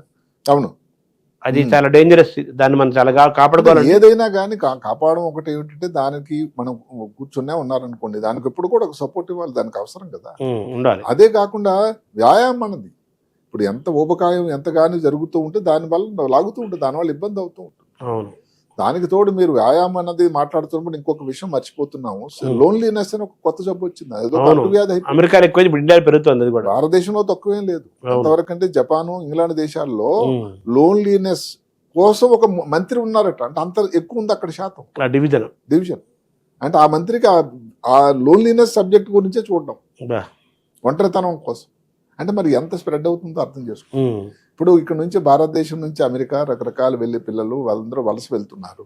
తల్లిదండ్రులు అందరూ మరి ఏదో ఒక తండ్రో తల్లో జరిగిపోయారు, ఎవరో ఒకరు ఉంటారు. మరి లోన్లీనెస్సే కదండి అది వచ్చినటువంటి ఇబ్బందులు. అది వచ్చినటువంటి ఇబ్బందులు ఆయన మొన్నటి వరకు ఏది జో బైడెన్ గారి తాలూకా సర్జన్ జనరల్ ఒక ఆయన ఉండేవాడు, భారతీయ సంతతి ఆయన.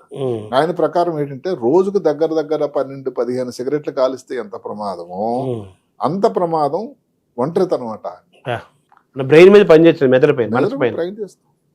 అదే కాకుండా ఇవన్నీ రావడానికి మనం చెప్పుకున్నటువంటి షుగర్, బీపీ ఇవన్నీ రావడానికి కూడా అది ఒక దోహదకారి ఒక కారణం కూడా. డేంజరస్, చాలా డేంజరస్. అలాగే ఈ స్పైన్ కి ఇంకేమైనా ఉన్నాయి సార్? స్పైన్ రిలేటెడ్ మనం చెప్పుకున్నాం, ఇదే ఇన్ఫెక్షన్ చెప్పుకున్నాం. దానిలో స్పైనల్ కార్డు, స్పైన్ లో రకరకాల ఒక్కొక్కసారి ఏదైనా కానీ ఈ రక్తం సప్లై స్పైన్ లో క్లాట్ తయారవడం, హెమటోమాస్ అంటాం, ఇలాంటి కూడా స్పైన్ లో ముఖ్యంగా డీజనరేటివ్ చేంజెస్ అన్నిటికంటే ముఖ్యమైనది. ఇప్పుడు మనకి డిస్క్ ప్రొలాప్స్ అంటారు, నా డిస్క్ వచ్చిందండి, బ్యాక్ ఏక్ వచ్చింది, సర్వైకల్ స్పాండిలైటిస్ వచ్చింది. అంటే ఏంటంటే వయసుతో బట్టి కొంచెం మార్పులు వస్తూ ఉంటాయి, అరుగుదల వస్తూ ఉంటాయి. ఆ స్పైన్ రెండు వెన్నుపూసల మధ్య ఉండేదాన్ని డిస్క్ అంటాం. అది ఒక చిన్న మెత్తలాడితే సృష్టికర్త అమర్చాడు, సైకిల్లో వాషర్ మాదిరి. అది ఏదైనా కారణం వల్ల కానీ పక్క జరిగింది అనుకోండి, ఎంతో దానికి దూరం అంతా కొన్ని మిల్లీమీటర్ల దూరం వెన్నుపాము మీద, అప్పుడు దానివల్ల ఇబ్బంది వచ్చి కాళ్ళు చేతులు వీక్ అవడం కానీ, లేకపోతే కాళ్ళు తిమ్మిరెక్కడం కానీ, కాళ్ళు పని చేయకపోవడం, చేయి పని చేయకపోవడం, చేతులు కాళ్ళు రెండూ పని చేయకపోవడం. సో అవి చాలా ముఖ్యమైన కామన్ గా ఉండేటువంటి ప్రాబ్లమ్. ఈ డిస్క్ సర్జరీ వచ్చేసాయి కదా, డిస్క్ కి డిస్క్ బ్రహ్మాండం సర్జరీలు. డిస్క్ మారుస్తారా? అంటే డిస్క్ లో పాతకాలంలో ఏంటంటే డిస్క్ ఎక్కడైతే ఇబ్బందికరం, దేని వల్ల అయితే వ్యక్తికి ప్రాబ్లం ఉందో దాన్ని తీసేసేవాళ్ళం. ఇప్పుడు దానికి ఇంకా చాలా మార్గాలు వచ్చాయి. ఏమిటంటే డిస్క్ తీసేదానికి కొత్త ఇంప్లాంట్ ఒక కేజీ లాంటిది వస్తూ ఉంది. అదే కాకుండా పూర్తిగా నడుము ఓపెన్ చేయకుండా వచ్చేటువంటి ఎండోస్కోపిక్ మెథడ్ డిస్క్ లని వచ్చాయి. చాలా చాలా మారింది. సార్ మన బ్రెయిన్ స్పైన్ చూసుకున్నాం, మిగతా నాడులు ఉన్నాయి కదా, నెర్వ్స్, న్యూరాలజీ, వాటి అవి ఏమున్నాయి సార్? అది కూడా యాక్సిడెంట్ అయింది అనుకోండి, యాక్సిడెంట్ అయినప్పుడు చెయ్యలాగా రోడ్డు మీద పెట్టి పడిపోయి తెలియకుండా ఆ టైంలో ఇక్కడ ఉండేటువంటి నరాలు బేకరీ ప్లెక్సెస్ అంటారు.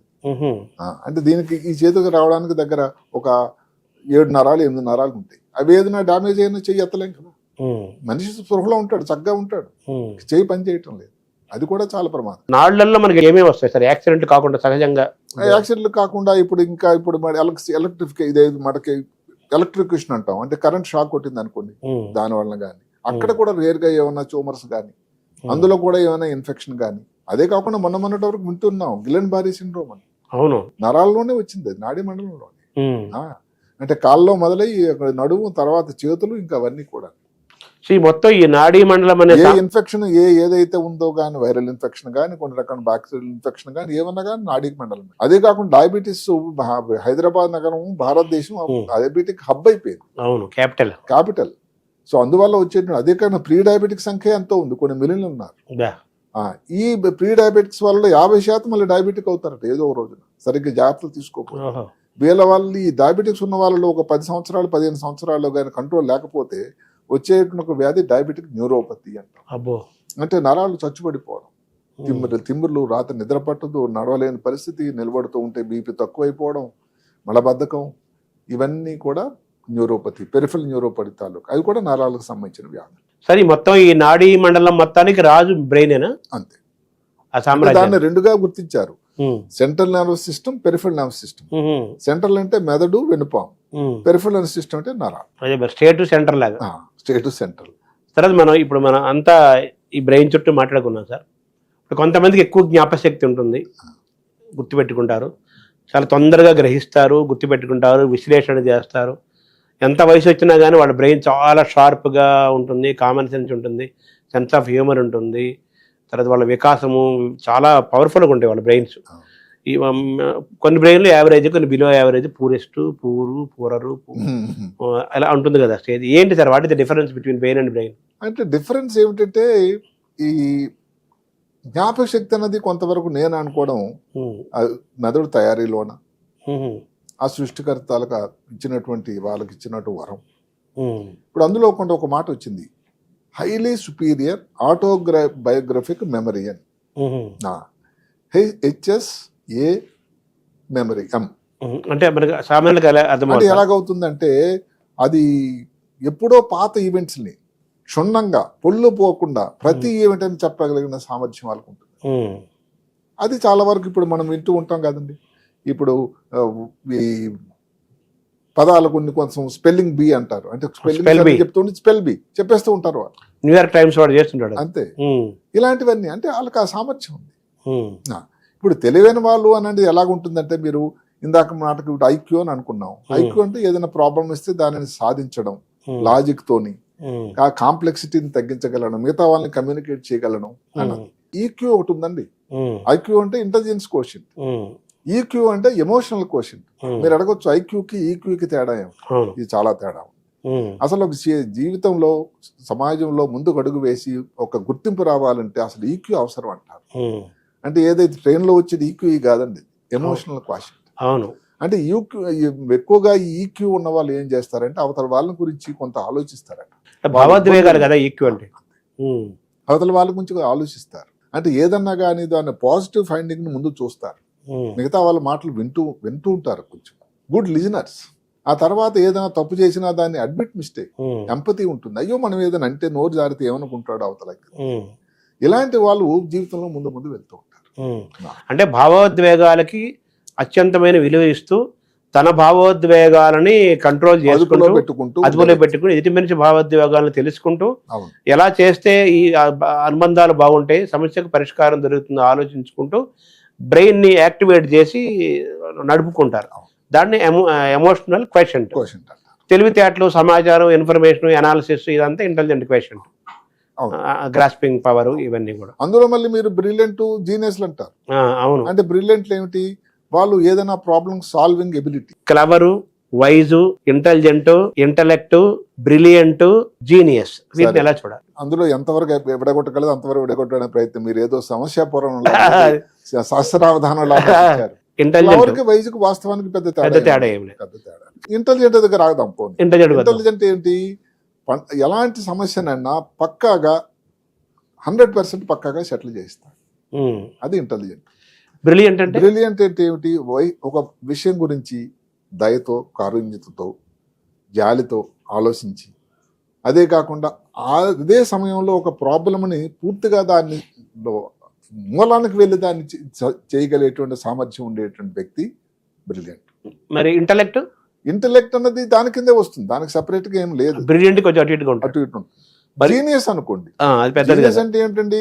మీరు ఒక సమస్య ఇచ్చారు, సమస్య సరే కాదు, దాన్ని తీసి పడేస్తాడట, దాన్ని సెటిల్ చేసి పడేస్తాడు, అసలు దాని నామరూపాలు లేకుండా చేస్తాడు, మళ్ళీ కొత్త ప్రాబ్లమ్ అలాంటి దానిని ఇంకో తీసుకొచ్చేటువంటి సామర్థ్యం ఉండేటువంటి వ్యక్తి. అంటే that is the highest power of the brain. అంతే కదా. ఆ జీనియస్ అనేవాడికి మెమరీ ఉంటుంది, అనలిటికల్ కెపాసిటీ ఉంటుంది, గ్రాస్పింగ్ పవర్ ఉంటుంది, వాడు చాలా ఉంటుంది, అనలిటికల్ ఇది ఉంటుంది. అదే కాకుండా కొంత ఎంపతి ఇవి కూడా ఉంటాయి. మిగతా వాళ్ళ గురించి ఆలోచన, సింపతి, ఎంపతి రెండు ఉంటాయి. అదే సింపతి అంటే జాలి, ఎంపతి అంటే ఏమనుకుంటాడో అనేటువంటి ఒక ఆలోచన, విచక్షణ, ఒక స్పృహ. సో మనకు జీనియస్ తక్కువ మంది ఉంటారు కదా. జీనియస్లు ఈ మధ్య కాలంలో ఎక్కువ అవుతూనే ఉన్నారు. అవునా? అంటే వాళ్ళు అనుకోవడం వేరు, మనం అంటే మన ప్రతి వాళ్ళు అనుకుంటారు నేను చాలా జీనియస్, వాళ్ళు అనుకోవటం కాదు. మామూలుగా ఇప్పుడు మనం ఐన్స్టైన్ అన్నారు, ఇందాక న్యూటన్ అన్నారు, కొన్ని పేర్లు వాడారు, వాళ్ళందరూ జీనియస్ దాంట్లో జీనియస్ కిందే వస్తారు. ఎందుకంటే వాళ్ళకి ఇప్పుడు ఎక్కడైతే మీరు అన్నట్టు ఐక్యూ అన్నది మామూలుగా 85 నుంచి 100, 115 వరకు నార్మల్ యావరేజ్ కింద లెక్కేస్తారు. ఇప్పుడు మనం చెప్పుకున్నాం, ఎవరికి మాస్క్ గారికి ఎంత ఉంది? 150, 160. ఆయన ఏదన్నా ఎక్కడో ఆలోచిస్తాడు, అవుట్ ఆఫ్ ది బ్లూ. మరి ఐన్స్టీన్ గారికి 150, న్యూటన్ గారికి 180, 190. మరి అమ్మాయి ఎవరైతే వైశాలి కోసం 250, ఎవరో ఒక సౌత్ కొరియన్ వ్యక్తికి 276. చూసారా? ఇలాంటివి మహామేధ. మీరు కొలిసి చెబుతున్నారు. అసలు మన కొరతలకు కూడా అతీతమైన బ్రెయిన్స్ కొన్ని ఉంటాయి కదా. కొన్ని ఉన్నాయి. ఆది శంకరాచార్యులు వాళ్ళందరూ, మనం నన్నయ్య, వ్యాసుని, మరి ఈ రోజు కూడా వాళ్ళ గురించి చెప్పుకోవాల్సిన అవసరం. అరిస్టాటిల్ కూడా జీనియసే కదా. జీనియస్. మామూలు నేను చదివాను, మీరు చెప్పిన ఐన్స్టీన్ లాంటి వాళ్ళు కూడా వాళ్ళ యూసేజ్ ఆఫ్ బ్రెయిన్ ఎంతవరకు వాడారు, మన ఏదో 24 గంటల్లో మనం ఎంతవరకు సద్వినియోగం చేసుకున్నాము అనుకున్నట్టుగా. చాలా మందికి ప్రశ్న అడుగుతుంటారు పేషెంట్లు, సార్ ఎంత వాడతాము అని. వాస్తవానికి ఏదో ఎక్కడో చదువుతాము, పుస్తకాల్లోనో లేకపోతే సీరియల్లోనో, టీవీల్లోనో, నవల్లో 10% వాడతారట. వాస్తవం ఇది కాదండి. మెదడు తాలూకులో 100% అందరూ వాడతారట. అంతే కదా. దానికి ఎన్నో ప్రమాణికలు ఉన్నాయి. ఇప్పుడు మీరు పెట్ స్కాన్ తీసుకోండి, ఈ ఎంఆర్ఐ టెస్ట్ తీసుకోండి, అందులో ప్రతి భాగం ఏదో ఒక సమయంలో దానికి పని చేస్తూనే ఉంటుంది. సంపూర్ణంగా సద్వినియోగం చేస్తుంటారా బ్రెయిన్? చేయడం అన్నది అవతల వ్యక్తులను బట్టి ఉంటుంది. అంటే యూసేజ్ ఆఫ్ బ్రెయిన్ మామూలుగా ఏదైతే ఉందో 100% ఏదైతే మెదడులో 100% కూడా ఏదో పని దానికి భగవంతు సృష్టిగత అమర్చి ఇచ్చాడు ఆయన. వినియోగించుకోవడం అన్నది అవతల వ్యక్తిని బట్టి ఉంటుంది. కొంచెం మెదడు వాడరా అంటుంటారు పెద్దవాళ్ళు. అంటే పెద్దవాళ్ళు ఏంటంటే కారణం వాళ్ళు చేయాల్సినంత వాళ్ళ నుంచి ఎక్స్పెక్టేషన్ అంత పని రావటం లేదు, రాబట్టుకోలేకపోతున్నాం, వాళ్ళ విజ్ఞతకి వాళ్ళ తెలివికి ఇంకా బాగుండును అనేటువంటి ఒక విషయం వల్ల వాళ్ళు అలా చెప్పడం. మీ మెదడుకు మీరు ఎన్ని మార్కులు వేసుకుంటారు? అది భగవంతుడు వేసాడు ఆల్రెడీ. అదే యూసేజ్ ఆఫ్ బ్రెయిన్. యూసేజ్ అయితే నేను దాన్ని సానబెట్టడానికి ప్రయత్నిస్తూనే ఉంటాను. ఈ కార్యక్రమాలు చేయాలంటే మరి గత కొన్ని రోజులుగా దానికి కొంచెం గొప్ప ప్రిపేర్ అవుతూ ఉన్నా కదా. అదే సాధన చేయాలంటే దానికి సాధన ఉంటుంది కదా. సాధన చాలా ఇంపార్టెంట్ కదా. చాలా ఇంపార్టెంట్.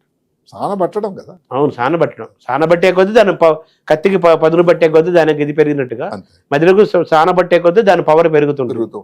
సో ఈ న్యూరోలాజికల్ సమస్యలు, ఇంకా మూర్ఛలు, మైగ్రేన్ ఒకటి ఎక్కువ మంది ఫేస్ చేస్తుంటారు సార్. అది ఎందుకు చాలా చాలా భరించలేకపోతున్నాం సార్ అంటుంటారు. మైగ్రేన్ ఎందుకు అది జరుగుతుంది? అది మైగ్రేన్ అంటే పారిస్ నొప్పి. తలనొప్పి ఒక పక్కన ఒక భాగంలో వచ్చేది.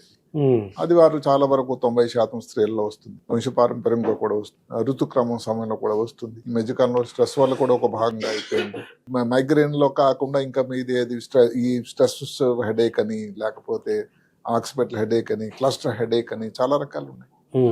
మైగ్రేన్ అనేది దాటిపోయి ఎప్పుడైతే రిపీటెడ్ గా వచ్చి దాని విధి విధానాలు కానీ మారింది అనుకోండి, అప్పుడు దాన్ని మనం తీసిపడేయకుండా దానికి ఏదైనా బ్రెయిన్ లో కూడా కారణం ఉందా అని ఆలోచించాల్సిన అవసరం. మనం తీసుకునేటువంటి భోజనం కానీ, ఉండేటువంటి నిద్ర కానీ, ఉండే స్ట్రెస్ వల్ల కానీ, ఇవన్నీ కూడా ఒక మైగ్రేన్ లో ఒక భాగంగా, ఒక కారణాలుగా ఉంటాయి. ఇప్పుడు హెడేక్ కి బ్రెయిన్ కి మన మైగ్రేన్ కి ఏంటి సార్ వాటి డిఫరెన్స్? మైగ్రేన్ అనేది జనరల్ గా ఒక మెదడు లోపల కాదు, తల భాగం ఒక భాగంలో వచ్చేదాన్ని పార్శ్వ నొప్పి అంటారు. రైట్ హాఫ్ కానీ, లెఫ్ట్ హాఫ్ కానీ. హెడేక్ అనేది జనరల్ గా ఇప్పుడు మాటకు బ్రెయిన్ ట్యూమరే అనుకోండి, బ్రెయిన్ ట్యూమర్ లో వచ్చే హెడేక్ వేరే ఉంటుంది, ఈ భాగంలో ఉంటుంది. దానికి ఒక సమయం ఉంటుంది, తెల్లవారి టైంలో ఎక్కువ ఉంటుంది. ఒక్క హెడేక్ కాకుండా వాంతులు కూడా వస్తాయి, వాంతి వచ్చేటట్టు ఉంటుంది. ఈ 2 లక్షణాలు కాకుండా కంటిలో చూపు తగ్గడం కానీ, నడకలో తేడా రావడం కానీ, మాటలో తేడా రావడం కానీ, కాలు చేయి వీక్ గా ఉండడం కానీ, ఫిట్స్ లాగా రావడం కానీ, మోర్చ వాసన తగ్గడం కానీ, చెవిలో వినికిడి తగ్గడం కానీ, ఇవన్నీ కూడా బ్రెయిన్ తాలూకా ట్యూమర్ తాలూకా లక్షణాలు. అంటే తలనొప్పి ఉండి వాంతులు వచ్చి చెవులో వినపడడం కానీ, వినికిడి కానీ సరే లేకపోతే బ్రెయిన్ ట్యూమర్ కావడానికి ఆస్కారం కొంచెం ఎక్కువగానే ఉంది. డాక్టర్ సందర్శించాల్సిన అవసరం ఉంది. అదే కాకుండా స్మెల్ తక్కువైంది ఈ మధ్య కాలంలో, ముందు బాగానే ఉండేది, దాన్ని కూడా ఆలోచించాల్సి ఉంది. కంటిలో చూపు ఇంకా అన్నిటికంటే ముఖ్యం. కంటిలో చూపు తగ్గింది, దానికి తోడు నెమ్మదిగా ఆఫీస్కి వెళ్ళలేకపోతున్నారు, డల్ అయిపోతున్నాడు, స్లో అయిపోతున్నాడు, బరువు పెరుగుతూ ఉన్నారు, మూత్రం ఎక్కువ పోస్తా ఉన్నారు. ఇది కూడా బ్రెయిన్ లో ఒక రకమైన ట్యూమర్ కారణం అవుతుంది. అంటే బ్రెయిన్ లో ట్యూమర్ అంటే ఏంటంటే, బ్రెయిన్ లో విధి తయారు చేసినప్పుడు ఈ ప్రాంతం, ఈ రక్తం ఎంత ఉండాలి, ఈ మెదడు తాలూకు భాగం ఎంత ఉండాలి, పుర్రె భాగం ఎంత ఉండాలి అని నిర్దేశించాడు. అది కాకుండా ఏదైనా కానీ చిన్న గడ్డ తయారైంది అనుకోండి, అది ఎక్స్ట్రా కదా, దానివల్ల వచ్చిన ప్రాబ్లం. ఇప్పుడు పొట్టలో ఏదో పెద్ద పెద్ద ట్యూమర్లు, 2 కిలోల ట్యూమర్లు, 5 కిలోల ట్యూమర్ ఆపరేట్ చేసామని చెప్తూ ఉంటారు. బ్రెయిన్ లోపల కొన్ని సెంటీమీటర్ల ట్యూమర్ ఉంటేనే ప్రాబ్లం. అందువల్ల బ్రెయిన్ ట్యూమర్, ఎందుకంటే దాని చుట్టుపక్కల ఉండేటువంటి బ్రెయిన్ మీద దాని ప్రభావం చూపుతూ ఉంటుంది. ఫిట్స్ లాగా రావడం, జ్ఞాపశక్తి తగ్గిపోవడం, ఎడం పక్క కానీ ప్రాబ్లం వచ్చినట్టు దానిపై ప్రభావం, కుడికాలు కుడి చెయ్య మాట మీద తేడా రావడం. ఈ నరాల బలహీనత అనేది కూడా ఇందులోకి వస్తుంది కదా సార్? నరాల బలహీనత చాలా జనరల్ గా వాడేటువంటి ఒక మాట, అంటే వీక్ గా ఉంది అని. కరెక్ట్. అది కొంతవరకు ఏమిటంటే అది వాడుకలో నార్మల్ మాట. అది కాకుండా అదే సంగతి మనం చెప్పుకున్నట్టు ఇందాక డయాబెటిక్స్ న్యూరోపతి వాళ్ళు కానీ, లేకపోతే విటమిన్ లోపాల మధ్యన విటమిన్ B12 కానీ, D3 కానీ, ఇలాంటి విటమిన్ లోపించడం వల్ల కానీ వచ్చే B6 లో కానీ తేడా కానీ, అదే కాకుండా కొన్ని టీబీ కోసం మందులు వాడడం వల్ల, ఏదో INH ఈ మందులు వాడడం వల్ల కూడా వాళ్ళ నరాల మీద దాని ఎఫెక్ట్ వస్తూ ఉంటుంది. కొన్ని పెయింటర్స్ ఉంటారు, వాళ్ళు చేసేటువంటి ఆ పెయింటింగ్ దాని వల్ల, దాని ఈ ఆర్గనోఫాస్ఫరస్ కాంపౌండ్ తీసుకునే వాళ్ళు, ఇలాగ దాని వల్ల నరాల మీద దాని ఇబ్బంది. చివరికి మనకి మనిషి చచ్చిపోవడం అంటే హార్ట్ ఆగిపోవడం అంటారు, బ్రెయిన్ డెడ్ అంటారు కదా, ఏంటి వాటి డిఫరెన్స్? అంటే ఇవి చిన్న తేడా ఉంది. బ్రెయిన్ డెడ్ అంటే బ్రెయిన్ పనిచేయడం ఆగిపోయిన తర్వాత కూడా గుండె కొట్టుకుంటూ ఉంటుంది కొంత సమయం. ఒక వ్యక్తిని మామూలుగా శాస్త్ర ప్రకారం వ్యక్తి జరిగిపోయాడు, చనిపోయాడు అని చెప్పాలంటే గుండె కొట్టుకోవడం కూడా ఆగిపోవాలి. హార్ట్ ఆగిపోవడమే మనిషి మరణం కింద లెక్క. ఇప్పుడు బ్రెయిన్ డెడ్ అంటే ఏమిటి? బ్రెయిన్ లో ఇందాక మనం ముందు చెప్పుకున్నాం, కంటి 2 పాపులు పెద్దవైపోయి, గాలి తీసుకోవడం శ్వాస లేకుండా అయిపోయి, అసలు అచేతనంగా ఉండి, బీపీ డ్రాప్ అయిపోతూ ఉండేటట్టయితే బ్రెయిన్ డెడ్ కింద పరిగణిస్తాం. ఈ ప్రపంచంలో మామూలుగా మన ఈ దేశాలు ఉన్నాయి కదా, ఏ దేశాన్ని ఎక్కువ బాగా బ్రెయిన్ ఉన్న దేశస్తులే ఏ దేశం కింద చూస్తారు? నేనైతే భారతదేశం అనే చెప్తాను. అవునా?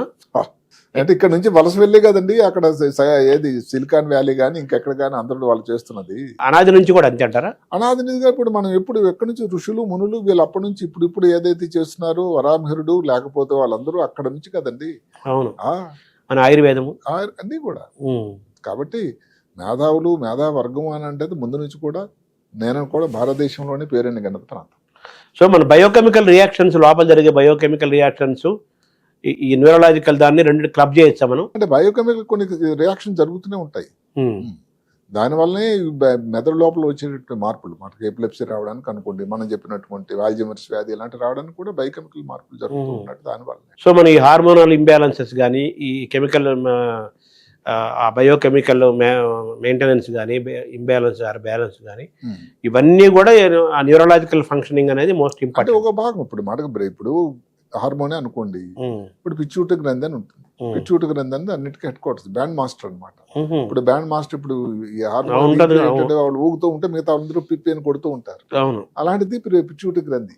దాని నుంచి ద్రావకాలు అన్నిటికీ ఇది ఇక్కడ ఉన్న థైరాయిడ్ గ్రంథి కానీ లేకపోతే ఇంకా మిగతా బోన్ స్ట్రెంగ్త్ కోసం కానీ ఋతుక్రమం రావడానికి కానీ పిల్లలు పుట్టడానికి కానీ ఇలాంటి అన్నిటికీ కూడా మెయిన్ కేంద్రం అక్కడే ఉంటుంది. పిట్యూటరీ గ్లాండ్స్ థైరాయిడ్ గ్లాండ్స్ అంటుంటారు మామూలుగా. పిచ్చువటి ముఖ్యంగా అనేది పిచ్చువటి అనేది మెదడు లోపల ఉంటుంది ఈ భాగం. ఇక్కడ ఉండేది థైరాయిడ్. అలాగే మూత్రపిండాల మీద ఉంది ఎడ్రినలిన్ అంటాం. సో పిట్యూటరీ గ్లాండ్ మన బ్రెయిన్ అలాగైతే మనకు మన శరీరంలో ముఖ్యమైన ఆర్గాన్ ముఖ్యమైన గ్రంథి అంటే పిచ్చువటి గ్రంథి. Pituitary gland. దానికి డ్యామేజ్ జరుగుతుంటుంది సార్? జరుగుతూ ఉంటుంది. ఇప్పుడు మాటకి ఏదో సడన్ గా యాక్సిడెంట్ అయింది అనుకోండి, చాలా రోజులు స్పృహ లేకుండా పిచ్చువటి గ్రంథికి ఆక్సిజన్ సప్లై సరిగ్గా జరగలేదు, అదొక పద్ధతి. పిచ్చువటి గ్రంథిలోని ఏదైనా రక్తం సప్లై తగ్గిపోయి నెక్రోసిస్ అంటాం, డ్యామేజ్ అయింది అనుకోండి, దానివల్ల పీరియడ్స్ స్త్రీలకు పీరియడ్స్ రావు, లేకపోతే పిల్లలుగా కలగరు, ఋతుక్రమం ఆగిపోతూ ఉంటుంది, ఇలాంటివి జరుగుతూ ఉంటాయి. అదే చోట్లోని కంటి నరాలు ఉంటాయి, కంటి నరాల్లో కూడా తేడా వస్తుంది, కంటిలో చూపులో తేడా వస్తూ ఉంటుంది, అదే ఊబకాయం రావడం, ఇలాంటి కూడా పిచ్చువటి గ్రంథి తాలూకా లక్షణాలు. So pituitary gland very very powerful. పని తక్కువ చేయడం వల్ల కూడా వస్తుంది. ఎందుకంటే హైపోపిట్యూటరిజం అంటాం, చాలా స్లో అయిపోవడం, మొత్తం లీటర్ల కొలది పోయడం, డయాబెటీస్ ఇన్సిపిడస్ అంటారు. లేజినెస్ కూడా అందులో భాగమేనా? ఒక భాగం. డ్రౌజినెస్ ఒక భాగం. ఎందుకంటే పిచ్యూటరీకి గ్రంథి ఉండే కేంద్రానికి కొన్ని మిల్లీమీటర్ దూరంలోనే హైపోథాలమస్ అని ఒకటి ఉంటుంది. అంటే ఏంటి సార్ అది? అది ఒక భాగం, బ్రెయిన్ లో ఒక భాగాన్ని. ఫంక్షన్ ఏంటి? దాని టెంపరేచర్ ని ఇచ్చేయడం, అలర్ట్ గా ఉంచడానికి, ఉష్ణోగ్రత కంట్రోల్ చేయడానికి. సో ఈ పిట్యూటరీ గ్లాండ్ ను మనం హెల్తీగా ఉంచుకోవడానికి ఏమన్నా మనం ఇంటేక్ ఫుడ్ అటువంటి ఉందా దానికి అలాంటి నిజానికి ఏం ఫుడ్ అంటూ లేదు. ప్రోటీన్స్ ఉన్నాయి. ఇబ్బంది వచ్చినప్పుడు సరిగా సమయంలో గుర్తించడమే దానికి ఇంపార్టెంట్. థ్యాంక్ యూ డాక్టర్ గారు. నమస్కారం.